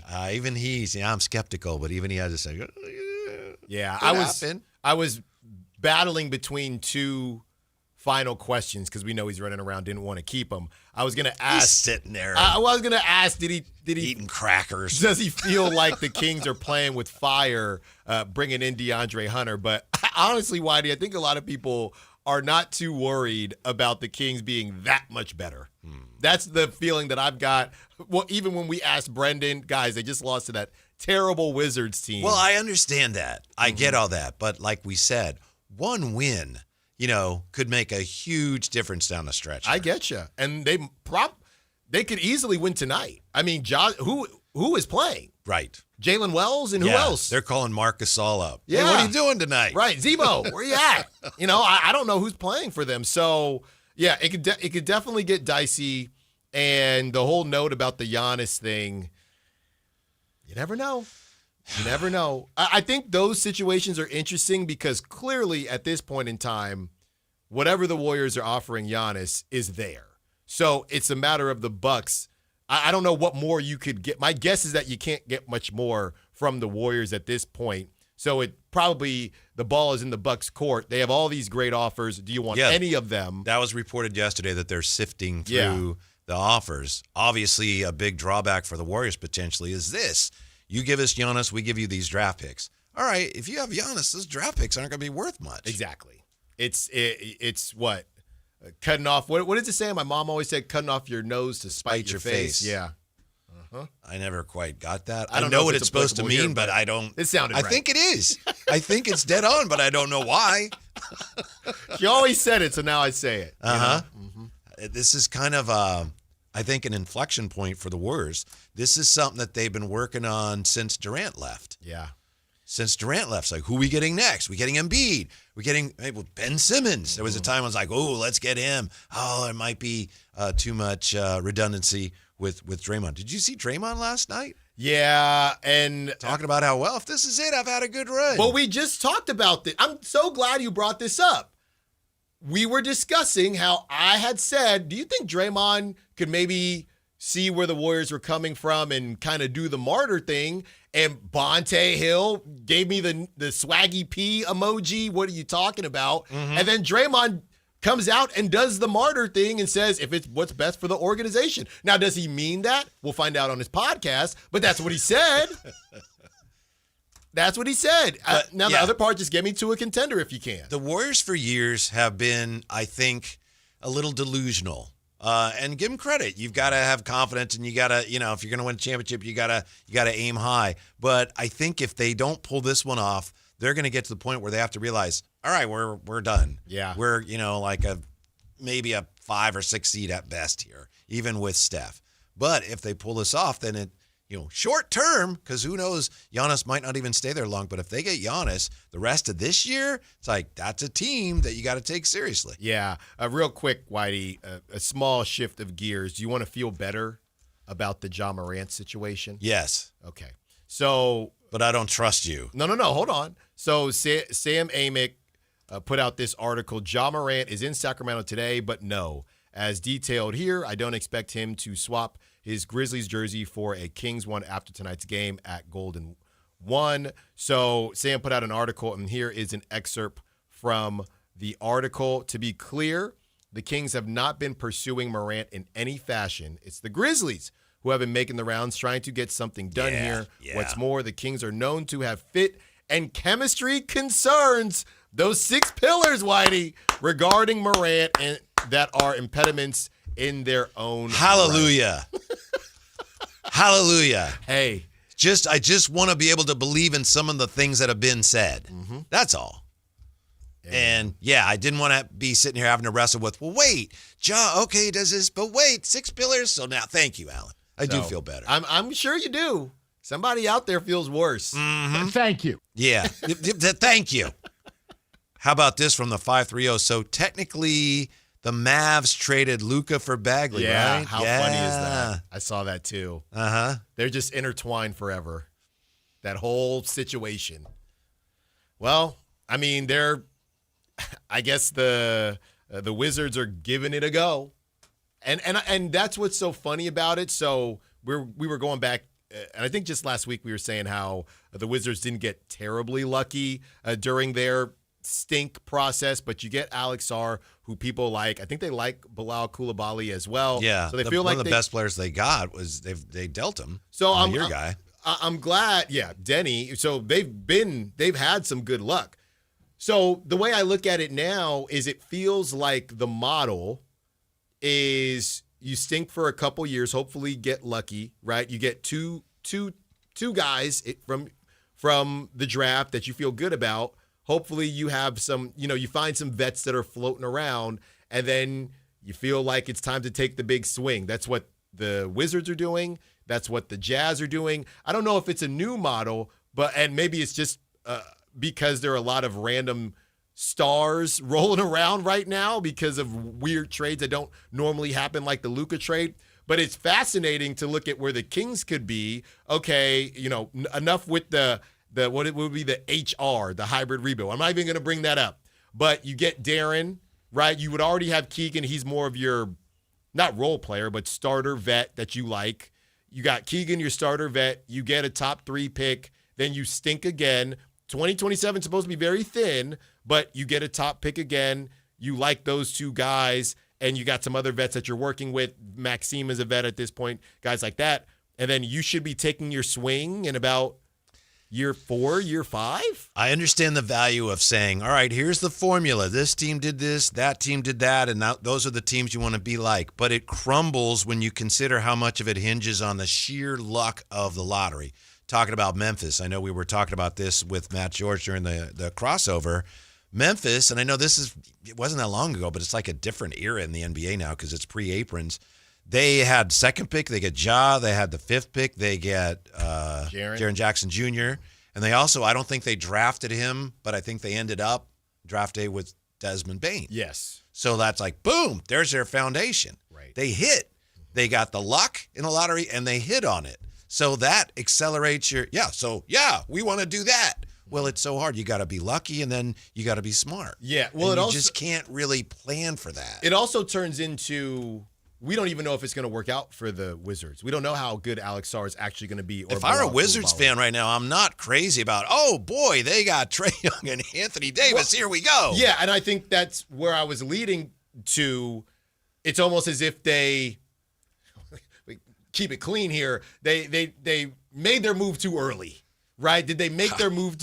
Did they make their move too early? You might have to bleep that, Jay. I don't know. You know what? I'm not going to go there, but they made their move too early. Should they have waited a little bit longer, see what Alex Sarr is before saying, hey, we were joking about Jalen Johnson, the Hawks saying this is our guy. Alex Sarr didn't less than Jalen Johnson. They decided, no, we got our new core now. Right. It's almost like they said, screw it. Yeah. Let's just do it now. Which, honestly, again, and Brendan was bringing this up, if your goal is to just get to the playoffs, cool. If your goal is to win the whole thing, maybe go about it differently. I would also say, Whitey, you can approach things differently when you're in the Eastern Conference and the Western Conference. Like, you can make that move if you're the Wizards and say, we could probably be the 5th seed next season or the season after. You make that move in the West, and it's not doing anything. Really. Yeah, I think there's something to be said for just tanking for so long that, all right, it hasn't quite worked the way we wanted. We got to try to crawl our way out of this. But that's how some Kings fans feel now, even though it hasn't been a traditional tank. Mm-hmm. They've just stunk. We'll come back with more on the Kings and the trade deadline, and we got a game tonight. That's right. The DeAndre Hunter era starts today. Is it going to be an era, or is it just going to be like a, over under minutes? We're back with that and more next. Drive Guys on Sactown Sports. Download the Sactown Sports app. Sacramento sports in your pocket. This is Sactown Sports 1140. When your check engine light comes on, do you see a repair bill or do you see peace of mind? For 20 years, CarShield's been the name America trusts to help keep you on the road. While other companies stop covering you when your car gets older, CarShield offers protection plans up to 200,000 miles. With over $1 billion in claims paid, we don't just promise protection, we deliver it. Don't let a breakdown break your budget. Get the flexible month-to-month coverage you deserve. Go to CarShield.com. That's CarShield.com today. With the new IHOP value menu, $6 is all it takes to go to your happy place, where stacks of pancakes with bacon and eggs are just $6 every day. French toast, sausage, and eggs are, you guessed it, $6. And fluffy omelets come with a side of pancakes and only cost $6. Go to your happy plates every day at IHOP. $7 in some locations. Available every day for a limited time at participating restaurants in the U.S. Hours may vary. No substitutions. Not valid with other discounts or promotions. Prices may vary. With Progressive's Name Your Price tool, you can choose the best coverage option for you. Because you know you. Like, you know you can't cook. You're not one of those people who say that they can, but when people come over for dinner, they find out the hard way, you can't. You can't even microwave popcorn, and that's literally just one button. Plus, measuring and patience are huge parts of cooking, and that's just not you. Only you know you. So get coverage options within your budget with Progressive's Name Your Price tool. Progressive Casualty Insurance Company and Affiliates. Price and coverage match limited by state law. You're still grooving, still connecting, still loving, still turning up, still thriving. You still got it, but your immune system, it weakens as you age. That's where vaccines come in. They help train and strengthen your immune response to fight off respiratory illnesses like flu, pneumococcal pneumonia, RSV, or COVID-19. Ask your doctor or pharmacist which vaccines you need. Book in minutes at vaxassist.com. Sponsored by Pfizer. Never have I ever called my sister from the finish line of my first marathon. Hello? You won't believe where I am. Are you running? Mile 26. I'm gonna make it. Switch to T-Mobile's 55 Plus plan and get iPhone 16e with its advanced camera system on us. Plus, 2 lines for just $30 a line. Guys, I can't believe it. I knew you could do it, babe. That was amazing. Mom, how do you feel? I feel great. I can't feel my feet. Let's take a picture, and then you may carry me to the car. Share every stride, every mile, every memory on America's best network. Switch to T-Mobile's 55 Plus plan and get iPhone 16e on us and 2 lines for just $30 a line. With 24 monthly bill credits and 2 eligible port-ins on Essentials 55 Plus for well-qualified customers with autopay plus taxes, fees, and $35 device connection charge. Credits end and balance due if you pay off early or cancel. Contact us. Finance agreement 128 gigabytes, $599.99 required. Best mobile network in the U.S. based on analysis by Ookla of Speed Test Intelligence data 1H 2020.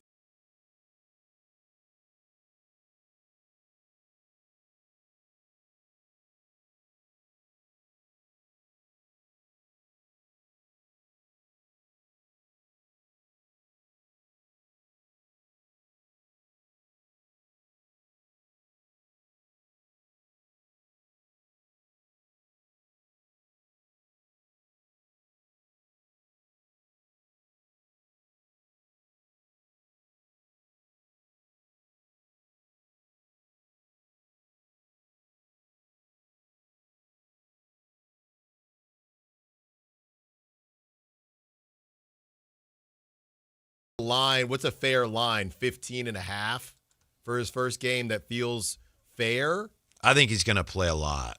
Yeah. And I think it's going to be a thing where this is a chance to show our fans that, you know, we have a clue what we're doing. Could be totally wrong. Maybe you're right. Maybe he's like, I can't play. I'm just getting acclimated. But, you know, he's been playing a lot. I think he plays it somewhere between 20 and 30 minutes tonight. Especially if the, ball's going in. Yeah. Because it's kind of a chance to, it's almost like it's just good PR for the team in the front office. But if they win? Hey, we came out, we smacked the Grizzlies. I didn't say I want them to win. Right. We came out and smacked the Grizzlies. What do you think? Yeah, but you know what? If you're not going to lose every game, this might be one that, look, if we're going to win a game, this is one we're going to win. Well, we talked about it. If you're going to win games that have a little meaning to them when they beat the Knicks, anytime you play the Warriors or even the Lakers. And I wouldn't put this, I really wouldn't put this in the category tier 1, but I'll put it tier 2. I'm looking here, Whitey, just at the last Grizzlies game. They actually, funny enough, they beat the Timberwolves. And Jalen Wells had 18. He's still on the team. Jaren Jackson had 30. He's gone. Jock Landale played 28 minutes. He's gone. Cedric Coward is still playing. Ty Jerome is still playing. Gigi Jackson's still playing.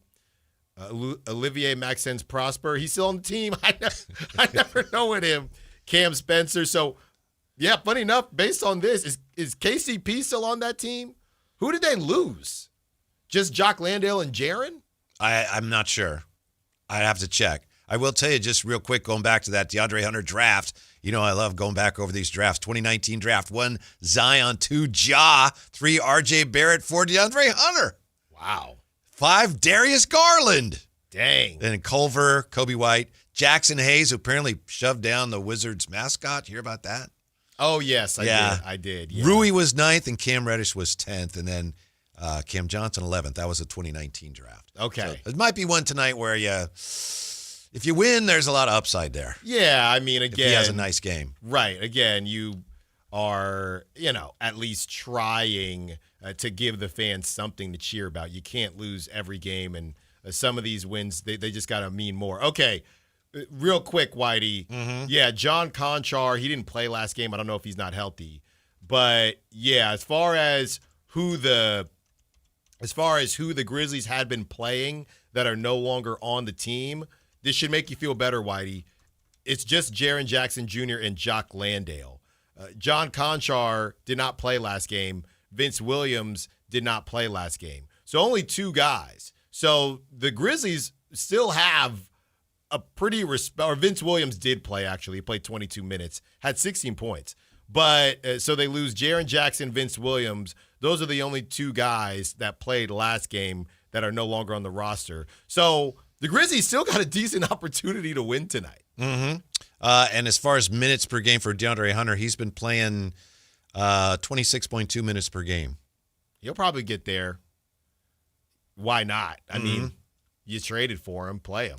Yeah, his last game was the 30th at Phoenix, and he had 17 points and 3 rebounds and an assist and 3 steals. 7 of 15, 2 for 7 beyond the arc. So. It probably won't make a difference now, but Keegan Murray going to be reevaluated in 2 weeks. But at some point, this is going to be bad for Precious Achiuwa, right?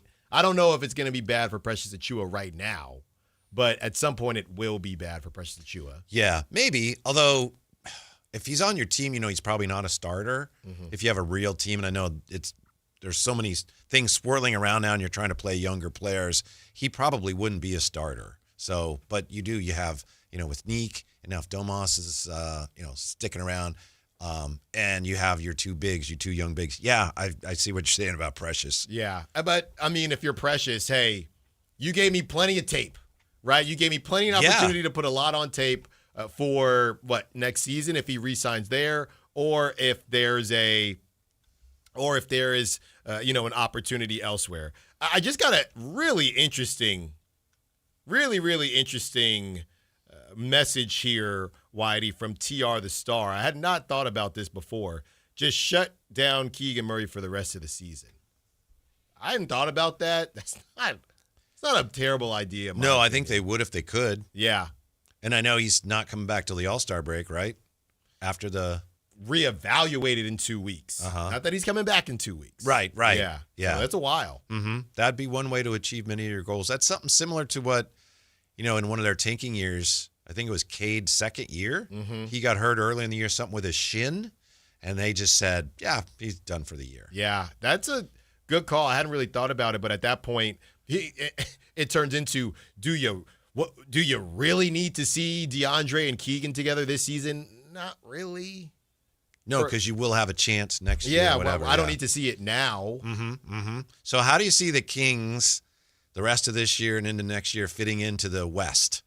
They're going to be hanging out there at the bottom for a while, right? Mm-hmm. Right now, Memphis is 11, Dallas 12, Utah 13, Pelicans 14, and the Kings are 15th. The team I don't understand, because you can tell some teams are competing. Some teams, even like Utah, they're going to probably make a run. I'm not sure where Portland is right now, and I know Denny's been out. They've lost 6 in a row. Right now, they'd be the 10th seed.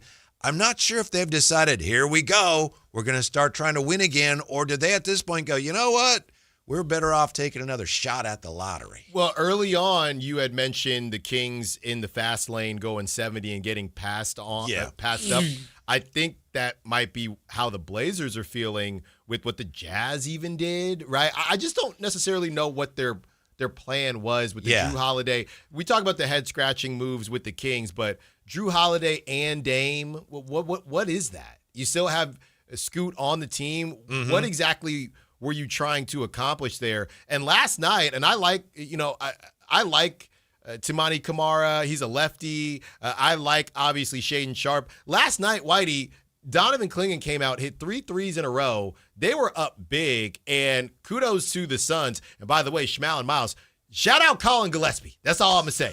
Colin Gillespie, my favorite player right now. TR the Star says shout out Alan Stiles. Yeah, because I gave him a shout out. I know. But shout out Donovan Clingan, Colin Gillespie. Okay, that was my crew yesterday. But the Suns just didn't blink. And it was in Portland. And the Blazers, they just ran out. You got Jeremy Grant. Shout out Jeremy Grant. They got Jeremy Grant kind of just out there floundering. Yeah. And I don't know. They decided, Jeremy Grant came out what was it, last trade season? I really don't want to be moved because players just don't like getting moved midseason, and they honored that. I know it's not a great contract, but they're older. You talk about timelines. I know the Wizards maybe mess up their timeline. The Blazers, they need to care more about a timeline because it makes no sense. Yeah, I'm just not sure where they are. From JBR, if I had to pay for a ticket, I'd rather see DeAndre Hunter and Keegan on the floor over Keon Ellis and Schroeder. Wow. I agree with something Drape said when he joined us a day after the trade, and I'm a Keon Ellis guy. But the Kings really did not give up that much in that trade. No. That's not to say that the Schroeder deal was not a mistake. And wait, they sent out draft capital. Yeah, not a very desirable second-round pick, but they did. And they sent out Šarić, and they got him in the Valanciunas deal. But they really did not give up that much to get DeAndre Hunter. That's fine. But what are you trying to – I know what No, I know. He's not but a draft pick, and he's not a younger player. Clean the money. Mm-hmm. Ozark, get on in there. Shoot 40%, DeAndre Hunter. That's what we need. Shoot 40%, lock down. Welcome to Last Chance U. Yeah. R.I.P. Coach Beam. Welcome to Last Chance U, Sacramento. This gets us back to that showcase question, because I know we've talked to people that say the scouts say you can't showcase anybody because they know all the players, but they're going to showcase DeAndre Hunter, right? Yeah. Because they want him to find his stroke again, and then next year, if you have a guy that's playing well and you have an expiring contract a year from now at the deadline, especially if you're still, we're still full tank mode, but hey, look what we have here. Yeah. You're going to be able to do what you weren't able to do with some of your veterans this year, hopefully. Yeah, the showcase thing depends on what your narrative currently is, right? Because I think Cam Johnson, he was correctly showcased in Brooklyn. I don't think he had a terrible narrative, but he was able to shoot a ton, and he was playing very well, and the Nets were able to flip him. Looks like Michael Porter Jr., and they waited, right? And they're going to do the same thing with Michael Porter Jr. I don't think he's going to get moved, but they're doing the same thing. Hey, it's just hoops. It's just backyard hoops. Go ahead, MPJ, because MPJ's looked at as a bad contract, so it needs to be refurbished a little bit. So in the Domantas Sabonis conversations, hey, he is who he is. He's been playing, and it is what it is. But in a DeAndre Hunter conversation, a contender moved off of you because you weren't playing well. That means there's room for you to show what you can do. There's nothing DeMar can show anybody else. There's nothing to showcase. But DeAndre, I think there is. Yes, but I would argue this. DeMar, at his age, what is he going to be, 37 or he's 37? Just to show that I could still do it every night. He did. He has shown us that, and nobody cares. Yeah, well, that's true. Nobody cares. How many years is this going to take? 2, 3? How many years do you think they'll commit to this? For Hunter? For the Kings, for this rebuild, whatever. I don't like to put labels on it. Me neither. I don't like to put a timetable on it. No. Labels. No. But your friend Carmichael Dave keeps talking about like 3 to 5 years. I'm telling you, you got to get some. And honestly, that timeline does have to do with how you do this season. If you crap out and get the 6th pick, is more like 4 to 6. Yeah, you're right. Or if you get Darren and he hits, could be 2 to 3. What's the timetable? Well, let's see after the lottery. That's right. I'll have a clearer idea of that. Got to wait and see. You're right. That's the wisdom of Alan Stiles. That's right right there, isn't it?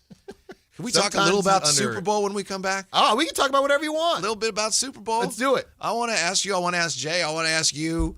What would you do to make the Super Bowl better? You're the commissioner of the Super Bowl. Yeah, not this Super Bowl. Okay. The Super Bowl. Okay. What would you do to make the Super Bowl better when we come back? Drive Guys, Sactown Sports. Visit SactownSports.com and join the Sactown Sports 1140 newsletter. This year's tax changes. Better not get caught snoozing. Miss one deduction, lose thousands. Not amusing. Big tax changes can mean bigger refunds at Jackson Hewitt. And right now, get $100 just to try us. Don't worry, tax filers.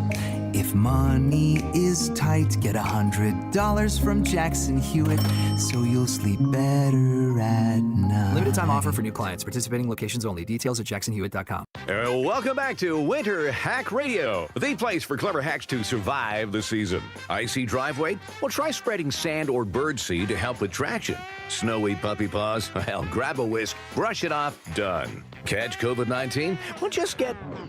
Actually, there's no hack for COVID-19. But if you test positive, prescription medications for COVID exist. Ask your doctor if they're right for you. Visit PfizerForAll.com to learn more. Sponsored by Pfizer. Guys, did you know your testosterone affects everything in your system, including how you feel and perform every day? Right now, Revive Men's Health Sacramento will check your testosterone for free. Knowing your T levels is the first step in understanding if you have low T. Your testosterone level impacts your energy, libido, sleep, weight, hair loss, mood, and even ED. Maintaining an appropriate T level can change your whole life. Most men start to see changes in their hormone levels in their 30s. Experience and results matter. So what are you waiting for? Get your T levels checked today by local, experienced, and trusted men's health experts. They've helped thousands of men since 2011. They're so confident they can help you, they even guarantee it. Call Revive today and schedule your free testosterone test, free exam, and free consultation. Call Revive Men's Health at 916-277-8599. That's 916-277-8599. Or visit ReviveMen'sHealth.com. Golf to Go is brought to you by the Hagen Oaks Golf Super Shop. Here's Frank LaRosa. Many driving ranges have turned to hitting mats, with many of them using mats year-round. But according to golf top 100 teacher Martin Chuck, hitting off mats can give you a false sense of security, giving you the impression that you're a decent ball striker. There are a couple of ways to make sure you get the most out of your practice, and he shares them in Golf Magazine. First, approach the ball with purpose. Treat every shot like you would on the course. Stand behind the ball and visualize what you want the ball to do. Then walk in and go through the same routine you use during a round on the golf course. Second, try the towel drill. To make certain you aren't skipping the club head into the ball, place the towel a few inches behind the ball and try not to hit the towel on the downswing. This will help promote ball first contact. If you disturb the towel, then you know you're hitting the ground too early. Ball first contact is imperative. That's your Golf to Go. I'm Frank LaRosa.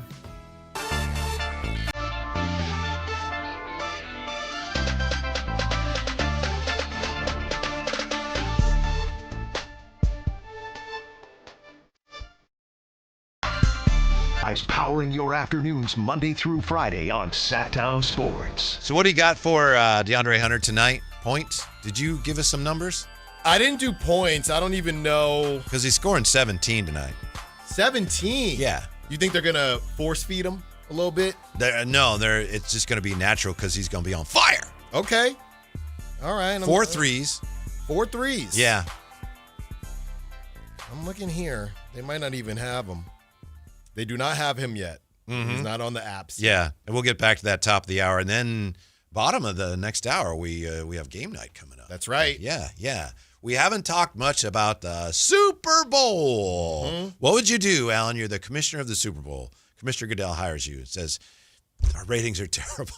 No one watches the Super Bowl. We know we can do better. Yeah. And Alan, we know that you played college baseball and you're a sports talk guy and all that. So we need your help. Jay, we need your help. How do we make the Super Bowl better? What can we do to make this? It's pretty good. People love it, but how do we make it better? Speaking of Super Bowl, Karl Anthony Towns has a ton of blood on his jersey. Looks like he got a bandage on his eye, but it's like over his right eye, bleeding as he's trying to shoot a free throw. But I bet you Valanciunas got him. Yeah. I mean, how to make the Super Bowl better? Are you talking about anything to get to the game? Like the playoff bracket? Anything like that? You can go any which way you want.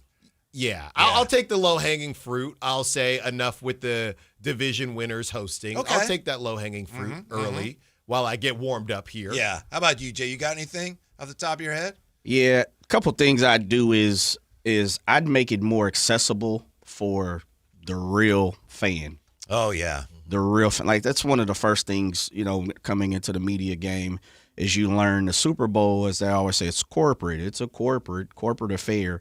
But having literally going to the Super Bowl in Vegas being my first time ever attending the game, and just walking around talking to people, listening what people's druthers were, I think pricing people out is terrible, especially when these are the people that you're preying upon throughout the season with 50 different channel packages.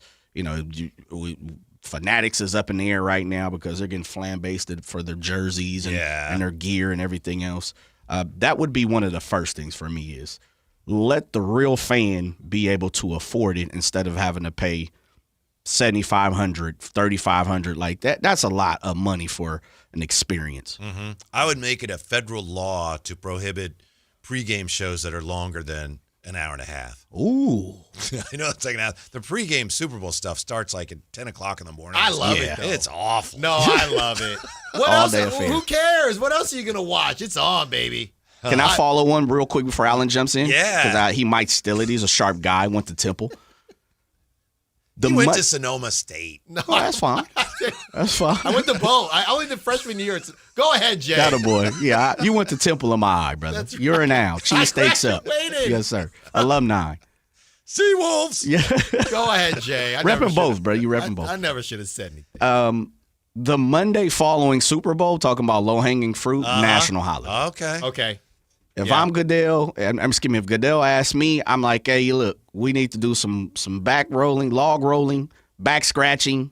We need to get to somebody in the government, senator, we'll support it, throw the money out. We need to get Monday an official holiday. I know a lot of people. You know, it's not as bad for us being out here, but back east, the game, we used to live back east. I don't know how. You live back east, Jay? You know, the Super Bowl. No, I've never lived. Ends late. Yeah, it is late. On Sunday night, back east. A little twist on what Jay said, and I think this might get people a little feisty, if you will. If you can't get that done, Jay, is it crazy? I really don't want to say this on the air. Is it crazy to move the game to Saturday? Is that completely Wow, for me? that's what Nope. someone else just suggested. Campy said, hold the Super Bowl on Saturday. Yeah, is it crazy to do that? Well, see, I'm trying to do it better in the fact that we're getting everybody a day off Yes. than utilizing our own days, right? Yes, you know, in the exactly. normal, typical workforce in the United States. Yeah. But I would just throw that out there. Yeah, I'm with you. I would throw that We're just out there. spitballing here, so I Yeah. can't throw that back out, but I would. Yeah, what Jay was saying as far as the pricing out, I think a way that even to start that the NFL would be good with it, you could put it, and I know it's not fair because it's not perfect because a lot of people are fans of teams where they don't live, but when you're going to buy a ticket, if your zip code is 100 miles within a team that's playing, specifically for if a Seahawks fan wants to go, if a Patriots fan wants to go, they definitely would get an opportunity for a truly a realistically priced ticket. Good point. I like that. I would do it like that a little bit. It's not perfect because Cowboy fans, it wouldn't make a difference to them because they're all over the United States. But I hear what you're saying. At least it covers it blankets a territory of fans. You know, hey, listen, we'll give you a discounted ticket. I would like to see, it'll never happen, I know, but I would like to see the Super Bowl played in the best team's home stadium. Like not neutral site. Now, it'll never happen. So best team is in the best record, even if they lost. Well, I mean, the game would be played in. So whoever one of the two teams advantage. I would like to see home field advantage, like the Super NBA, Bowl. like the NBA. Yeah, Okay. yeah, It like the definitely World never Series, happened. like everything. I know it'll never happen. The other thing, if short of that, too hard to get logistics set up that quick. Yeah. Takes a month and a half. I'll 2 tell you months. my solution to that then is you have, I don't know where we're going to put it, you have a stadium specifically for the Super Bowl. Just one, like Coachella. Super Bowl That's just stadium. Coachella. You just you play it there every year. You could have other things there too, Alan. Okay. I actually like that. I like that because then everyone can plan for it. Yeah. You know where it's going to be. Move the Pro Football Hall of Fame there or something, and you just have this massive pro football facility / city. And you have Super Bowl Stadium. It's a new city. That you name after Jerry Rice. Jim Brown or something. Yeah. There you go. Yeah. The greatest quarterback in Super Bowl history, Joe Montana. Yeah. It's got to be on the West Coast, though. I guess you could do a dome. You'd probably have to. Yeah, you would do a dome. It'd be mountain time over. Yeah. Mountain time to the west, right? I'd like it on the West, but I'm good with that. Yeah, but they'll never do it. I know because cities make bids and they make more money the other way. I somehow I think I was just feeding the baby, but somehow I ended up watching some of the Pro Bowl flag football, and they gave out trophies. Jay's a big flag football fan. Well, flag football in general, yeah, but the Pro Bowl, whatever. Yeah. And, Shador threw a touchdown or whatever, and they were MVPs, and it was fine. Okay, it was a real trophy for, they still have the chrome-looking football. It's like a hollow football. It's the same trophy that they've always had. It seems a little bit too impressive for the Pro Bowl. Mm-hmm. Do you find yourself watching a lot of things that you would never watch if you didn't have to feed the baby? I think so. Yeah. I think that's a good call because I'm just sitting down. Yeah. Right? And it's what's on ESPN. I'm watching Slippery Stairs on the Ocho. Oh, yeah. Papa Shot. I Googled, I said, how hard is it to get into this Papa Shot competition? Because downstairs we have the basketball. Al Ledbetter claims to be the He's a Papa Shot. Oh, is he? Don't play. What he says. No. Wow. Well, he also can do a 360 dunk. Is that self-proclaimed? Yeah, but he actually showed us. I think he sent it to you too. Yeah, right? 141. He sends us his scores. According to him, he got a 141. But did we see that in action? No. Or was he just up there just clicking it with his hand or something? Like, what is he? Yeah. I got to see the form, the stroke, all of that. We've also haven't seen video of him dunking. And he said he can yam. Kyle can pipe. He said he could yam. I didn't know that. Well, he, for some reason, took a video of himself failing to dunk and then showed that to everybody. Oh, keep that in the back pocket. Exactly. Yeah. He's like, hey, look. Clank. I got closer than you. Maybe that's what it is. I got closer than you. Mm-hmm. Can I give you one more for the Super Bowl? Because this is something that I'm hearing from a lot of people this year. And we've heard it consistently about the halftime performances of, local acts, artists should probably get the one up over, whoever Jay-Z and Apple or whoever the heck Rock Nation, I should say, is putting out there. I would say they need to localize artists a little more. And I say that in the form of, I'm hearing that a lot about the Bay Area. Yeah. It's got a distinguished music history. Yes. A lot of history in the Bay. That should and I be a don't think it's tradition. being utilized enough. Mm-hmm. And I've been to 5 Super Bowls. I can really distinctly not remember, like Houston, I didn't see a lot of Houston artists push hard. I don't remember Arizona, even though, they don't have as many. It's not a distinguished in Phoenix. Didn't they do that when the 49ers played the Chiefs the first time and it was in... Was it Miami or Tampa? Fort Lauderdale or something. Yeah, right? yeah. I think they had some. Anyway, to your point, I agree. That should be a Super Bowl tradition. Yeah, like it needs to, you should have a little bit more of that. Yeah. And then the other thing, again, because I'm all about the people and I understand it, is we're blessed to go to some of these events because our job allows us to do that. But, man, there's some dope events to move around at Super Bowl, and I wish public could really be a part of those things. And I get it. There's levels to life, celebrity status, and you got to be careful because fans, I get all of that type of stuff. But there's got to be a little more oomph for, the NFL experience. There's got to be the Charles Woodsons running through the NFL experience. They don't do that enough, so I would make it more personable, more humane, more give back. And I know they're giving back dollars every single day, guaranteed. Multi-trillion dollar business probably at this point.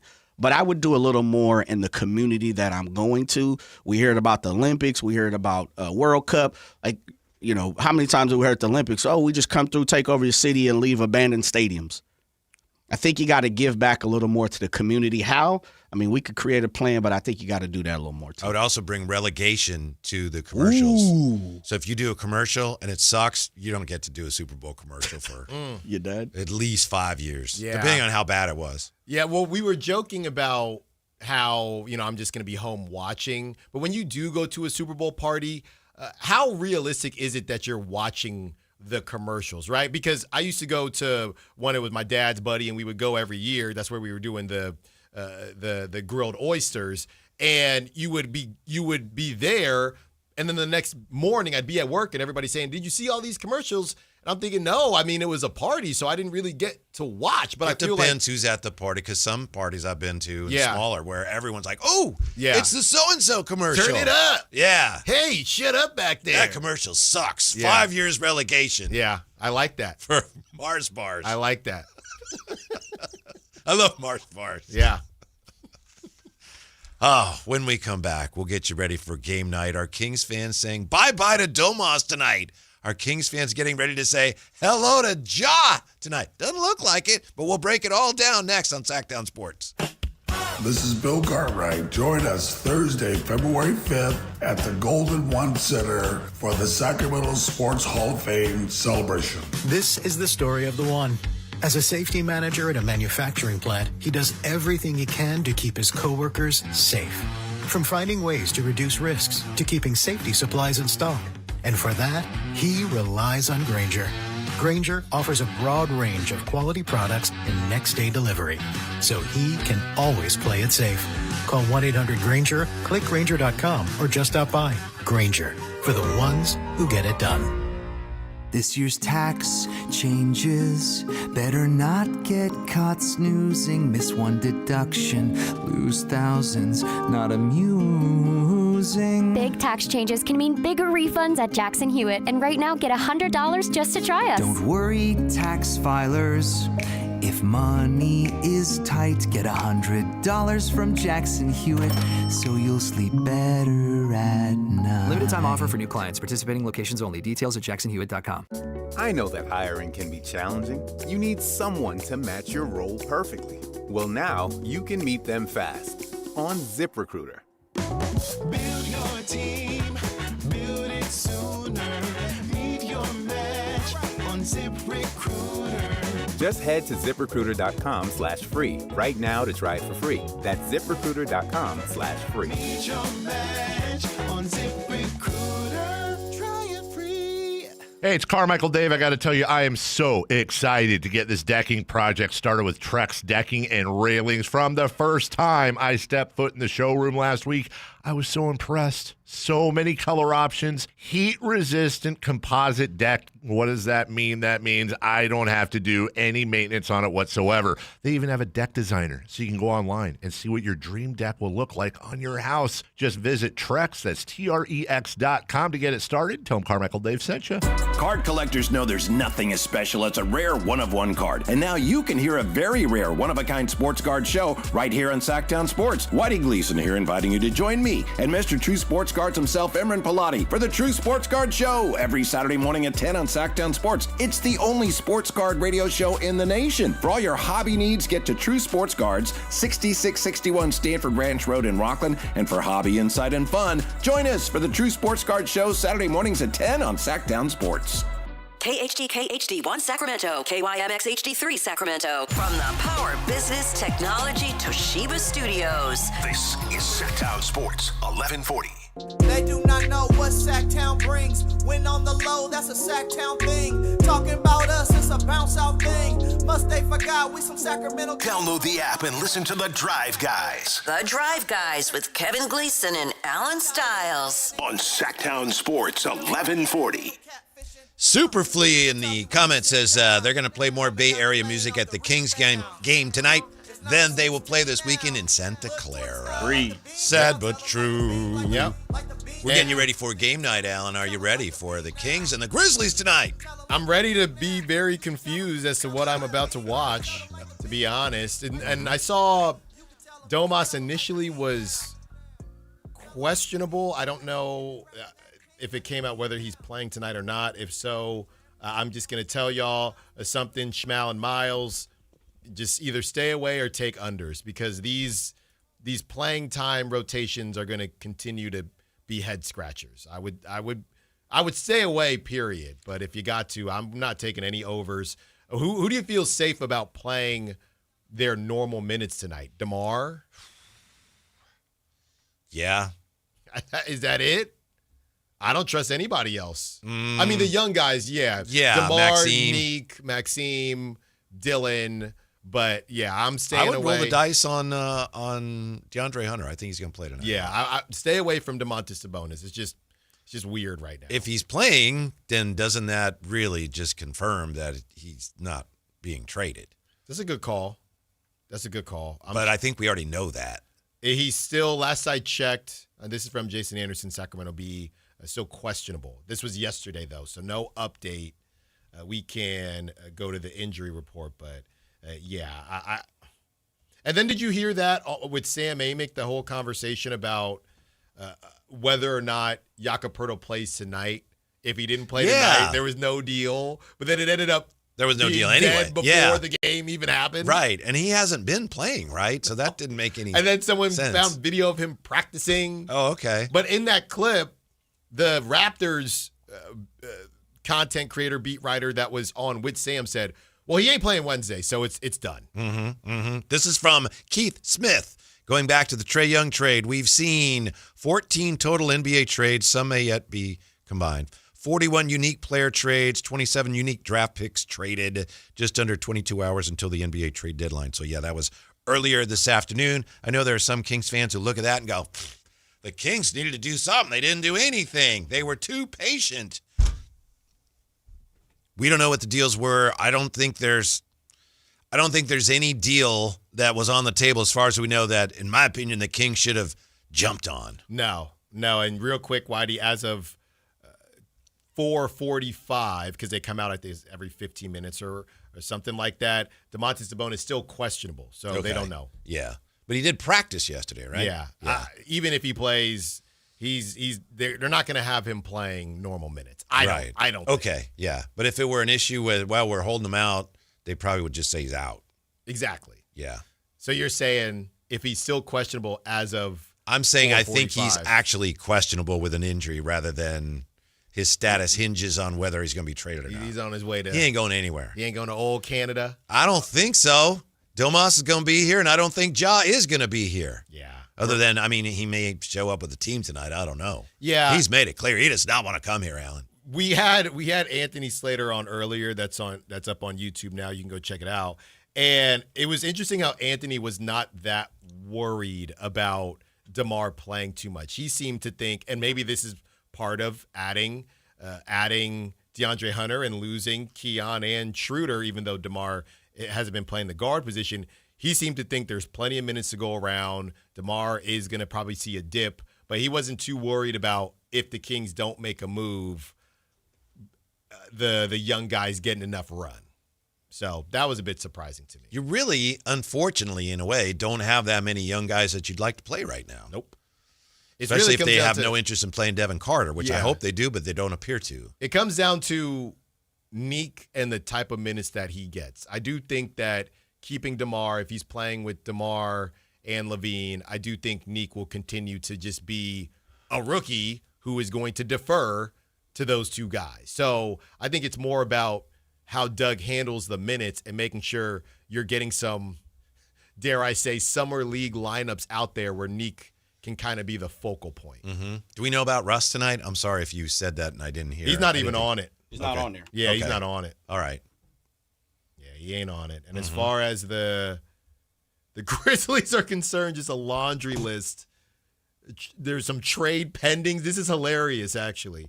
You have Santi Aldama, questionable. Kyle Anderson, out, trade pending. Brandon Clark, out, injury. Walter Clayton Jr., out, trade pending. Zach Edey, injury, illness, left ankle. Taylor Hendricks, out, trade pending. Ja Morant, injury, illness, left elbow, UCL sprain. And Georges Niang, out, trade pending. And Scottie Pippen Jr., doubtful. And Next Scottie page. Pippen Jr., doubtful. Next page. So how many players does that even leave them with? Jalen Wells. Yeah, he's Take pretty good. Jalen Wells over. That's what I got for you. Jalen Wells over. That's why this season is so weird. Let's say the shorthanded Grizzlies come in here and win.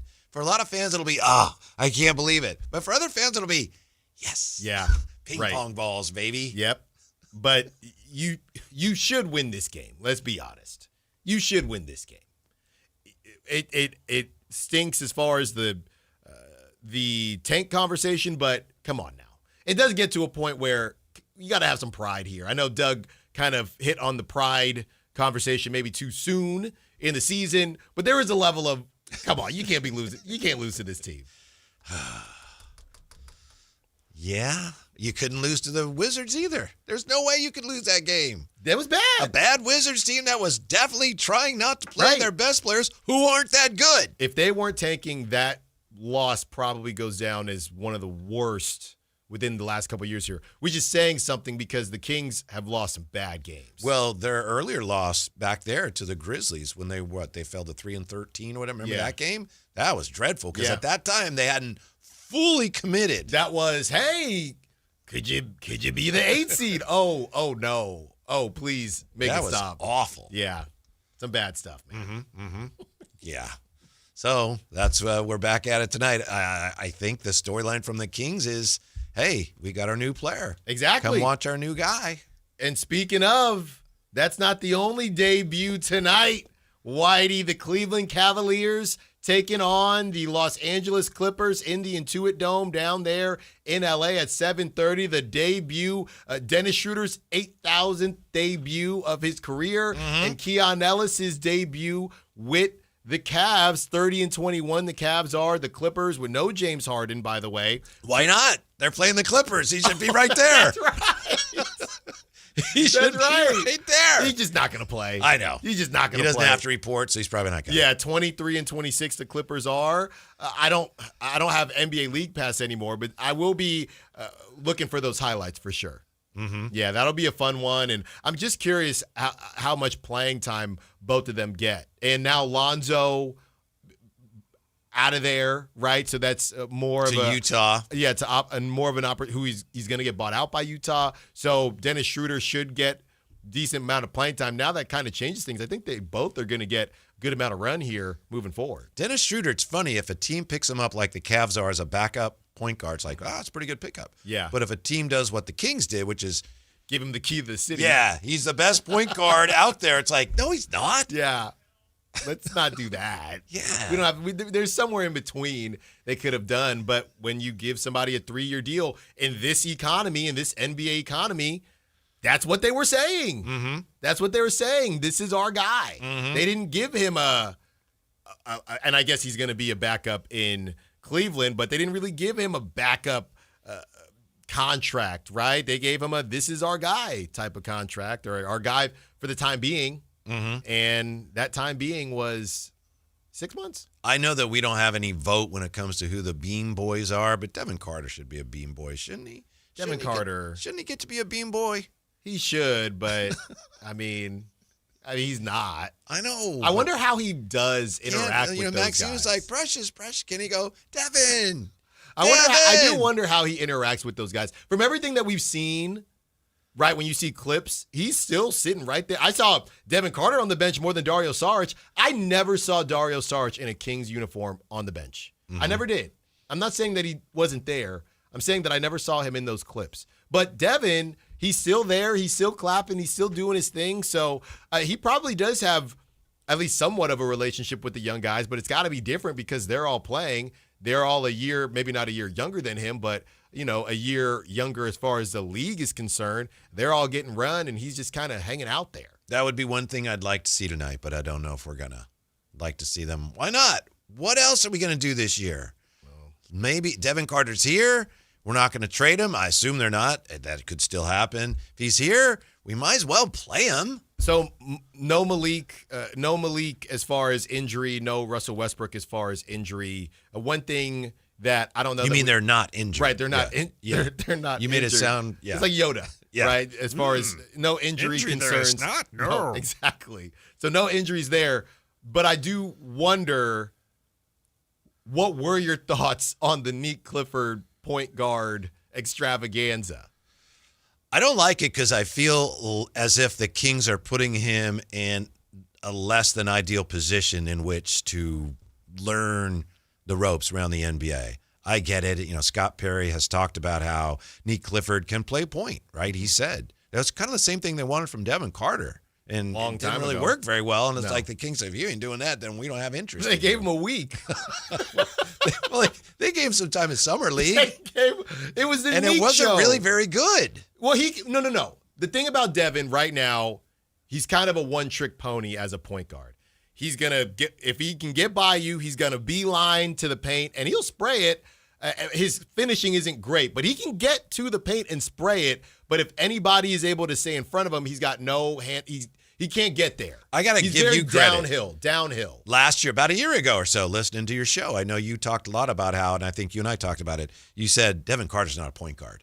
Mm-hmm. My point at that time was, well, we don't know. Mm-hmm. But I think you were right.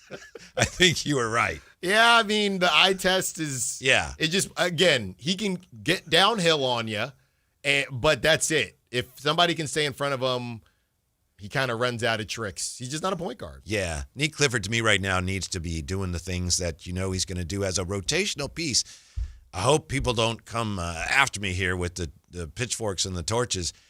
If you are as good as you want to end up being, he's probably not going to be a starter. Oh. Nick Clifford. He's going to be a good player and an important part of your rotation. I think if you're going to be as good as you want to be, there's a good chance that he's coming off the bench for it. And that's fine because you need good players coming off the bench. Well, in my opinion, he's a guy that can kind of bounce back and forth between that. Because I've always said you get a little bit more beef on him, get him some muscle milk, and he could be a version of Josh Hart. Now, Devin Carter's the one that more so rebounds like Josh Hart. But I also think Nick Clifford has a better base offensively than Josh Hart. So a hybrid, that's the type of guy I see him as. So to that point, he could start on certain teams. He could come off the bench. He's a good player. Right. And I think he has a chance to be a very good player. So, But, it goes back to what Slate said. And I was relieved to hear him say this I think he said it about DeAndre Hunter. Because I find myself saying this about a lot of players to the point where I go, I just said that about the other guy. But it's so true in the modern NBA, which is so three-point heavy. There are so many players whose future hinges on whether or not they can consistently make a three-point shot. Yep. And I think Nick Clifford, he does a lot of other things too, but how good is he going to be? Well, is he going to make threes? DeAndre Hunter, is he going to recover some of that value?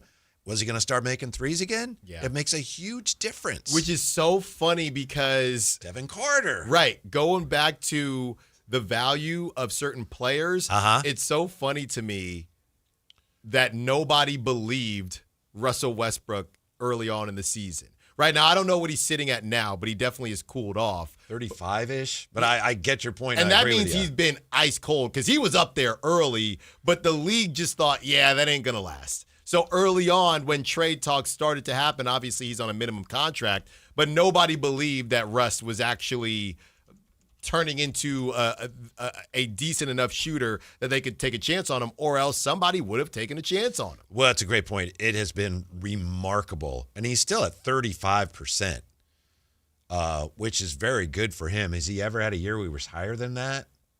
Maybe back in the day. 23 with the Clippers, who is 356.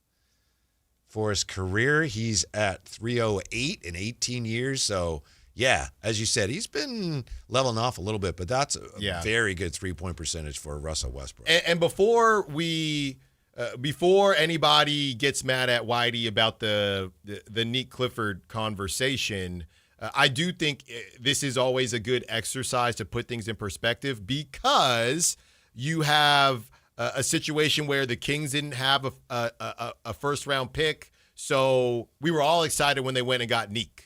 Okay, and we were so excited, we thought this guy was going to play the 4.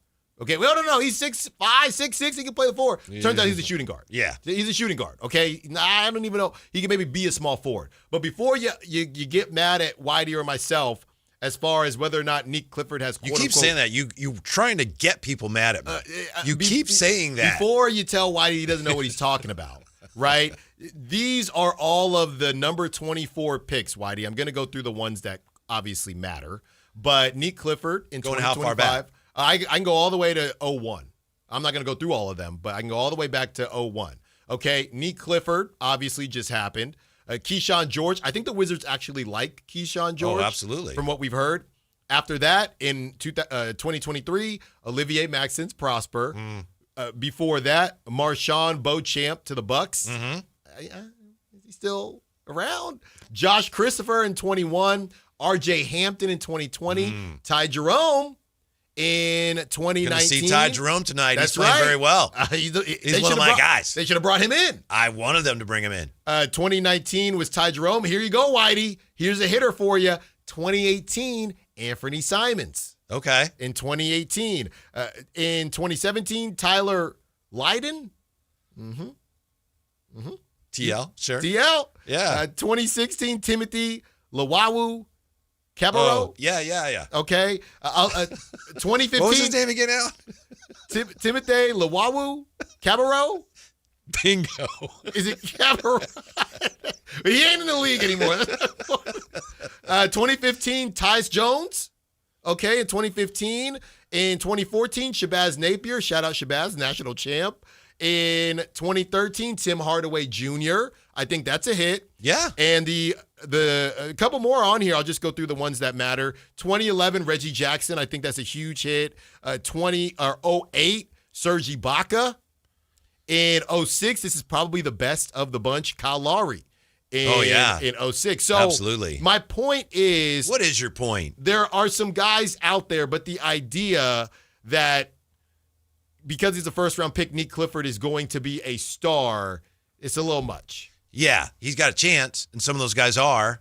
Yeah, I'm with you. That's really all I'm saying. And Anthony, think about it like this. Anthony's a hit. He's going on his third team. Just got traded. He's going on his third team in however many years. So, however, that's what a lot of the rest of this year is about, is giving Nick Clifford the best chance to be as good as he can be. And I'm just, in my opinion, have him play a lot of point, have him play a little bit here or there. But if you're like, okay, you're the point guard, my humble opinion, that doesn't put him in the best position to succeed right now. No. And it's one of those things where, I guess, why not? And if, Russ will be the point guard, so he'll play some. He's not going to be like a primary point guard. Yeah, I think it's Russ just needs to get him his shots. Yeah, I think it's just getting him to a point where he's close to Malik Monk. I think that's realistic. He's close to Malik Monk when Malik Monk is a backup when needed. He's a playmaker. Maybe let's not use the term log jam, point guard, Kuminga. Let's just eliminate some of those. Why'd you bring him up? Because I had to. Because I'm running out of time here. Maybe let's just say they want him to improve his playmaking. Well, it's a good point. I think we've made the point before. You can have guys that are good playmakers and passers that aren't your point guards. Right. And it makes for a really good team and a tough team to guard. Yeah. I was watching. Larry Bird wasn't a point guard. No. Man, he could pass. Yeah. Well, again, and I was not high on this guy, but he helped out Shmal and Miles last night. Donovan Clingan, he had a no-look drop pass yesterday. You're kidding me. I mean, he's not obviously Jokic or DeMontis Sabonis passing-wise, but he can do some of the things. Shengun, again. Yeah, he's a really good passer. They help facilitate the basketball. Yeah. Even because they don't have the Rockets, they got Reed. They don't really have a pure point guard until they get Fred VanVleet back, who also now has a podcast. Hopefully tomorrow we'll have something Kings-related to talk about in regards to the trade deadline. Hopefully we'll have something big NBA-wise to talk about at the trade deadline. I don't know that we will. I think the bigger NBA trade is probably more likely than anything significant with the Kings. And, there's also this. With the Kings, as we discussed with Slates, as we've been talking about for the last couple of days, if the Kings have been in any way, shape, or form on anything, we've been hearing about it. Right now, we're not hearing about anything. I think that could be good, but it also could just be nothing, right? Because that's the way I read it. Yeah. I understand what you're saying, and maybe you're right. Maybe we'll be surprised. I'm just saying it's better than hearing there's a framework, and the framework there's a problem with the framework. So the framework isn't really framework because there's a problem with said framework. Here you go, publish it, right? At least it's really cooled off. I mean, the one thing I'll hold out hope on, right? If Giannis goes somewhere, and I'm not saying Kuminga quota, but regardless, if Giannis goes to the Warriors, that could affect some things. Other teams kind of scrambling, trying to figure out what they're going to do. Yeah, teams could have some clarity, like Minnesota. Yes. Oh, if we're not getting him, then exactly. Hey, let's go get Malik. Yeah. If the Timberwolves do get Giannis, right, then the other teams, all the others that aren't picked by Giannis or aren't picked by the Bucks, they could more so say, hey, let's just go get DeMar. We got some scoring to come off the bench or, be our small three, whatever. So that's the only thing. I think we're done unless Giannis moves early or tonight. If Giannis moves tonight, we could see something. If Giannis moves close to the trade deadline, there's not going to be enough time. If I'm the Bucks, which I'm not, but if I'm the Bucks, unless I'm just absolutely blown away by an offer, this is so significant for them. It's franchise altering. then I'm waiting. Unless, if there's any doubt, well, that's a pretty good, if you squint, that's a great deal. Let's wait and see if we get something better in the offseason. We were mentioning Draymond, okay? And we were mentioning Ozark and kind of cleaning money. We weren't. Well, it's a we now. It's a Drive Guys. Okay, all right, fair enough. Draymond gets to the Bucks in a Giannis deal, and the Bucks say, okay, obviously we're going to flip Draymond somewhere, right? I don't know that they would have time to do it this season. Doesn't really matter for the question I'm about to ask. What's Draymond's value in a flip? Well, it depends with his contract status. Is he $25 million? I think. Can I get him? Does he want to re-up? Is he a short Not timer? in Milwaukee. Well, somewhere, but not in Milwaukee. Yeah, we talked about him as a flip, right? Yeah, that's what I'm saying. But right now, he has a player option next season for $27.6 million. He's going to do an Aroldis Chapman and go back to the Warriors. That's why yesterday he was whatever's best for the organization, please bring me back. That's what he was saying. So he gets to Milwaukee, opts out of $27 million, and then the Warriors sign him to a 3-year, $30 million, whatever, right? And then they ride off into the sunset. Right? Yeah. That's you might be onto something. You can say he's no. Smart. Say no to $27 million. He knows what he's talking about. Yeah. Oh, I would understand. They're just on the corner. All right, this is how we're gonna get him. By the way, I saw today again. Speaking of the Warriors, Joe Lacob mentioned as a potential buyer for the Padres.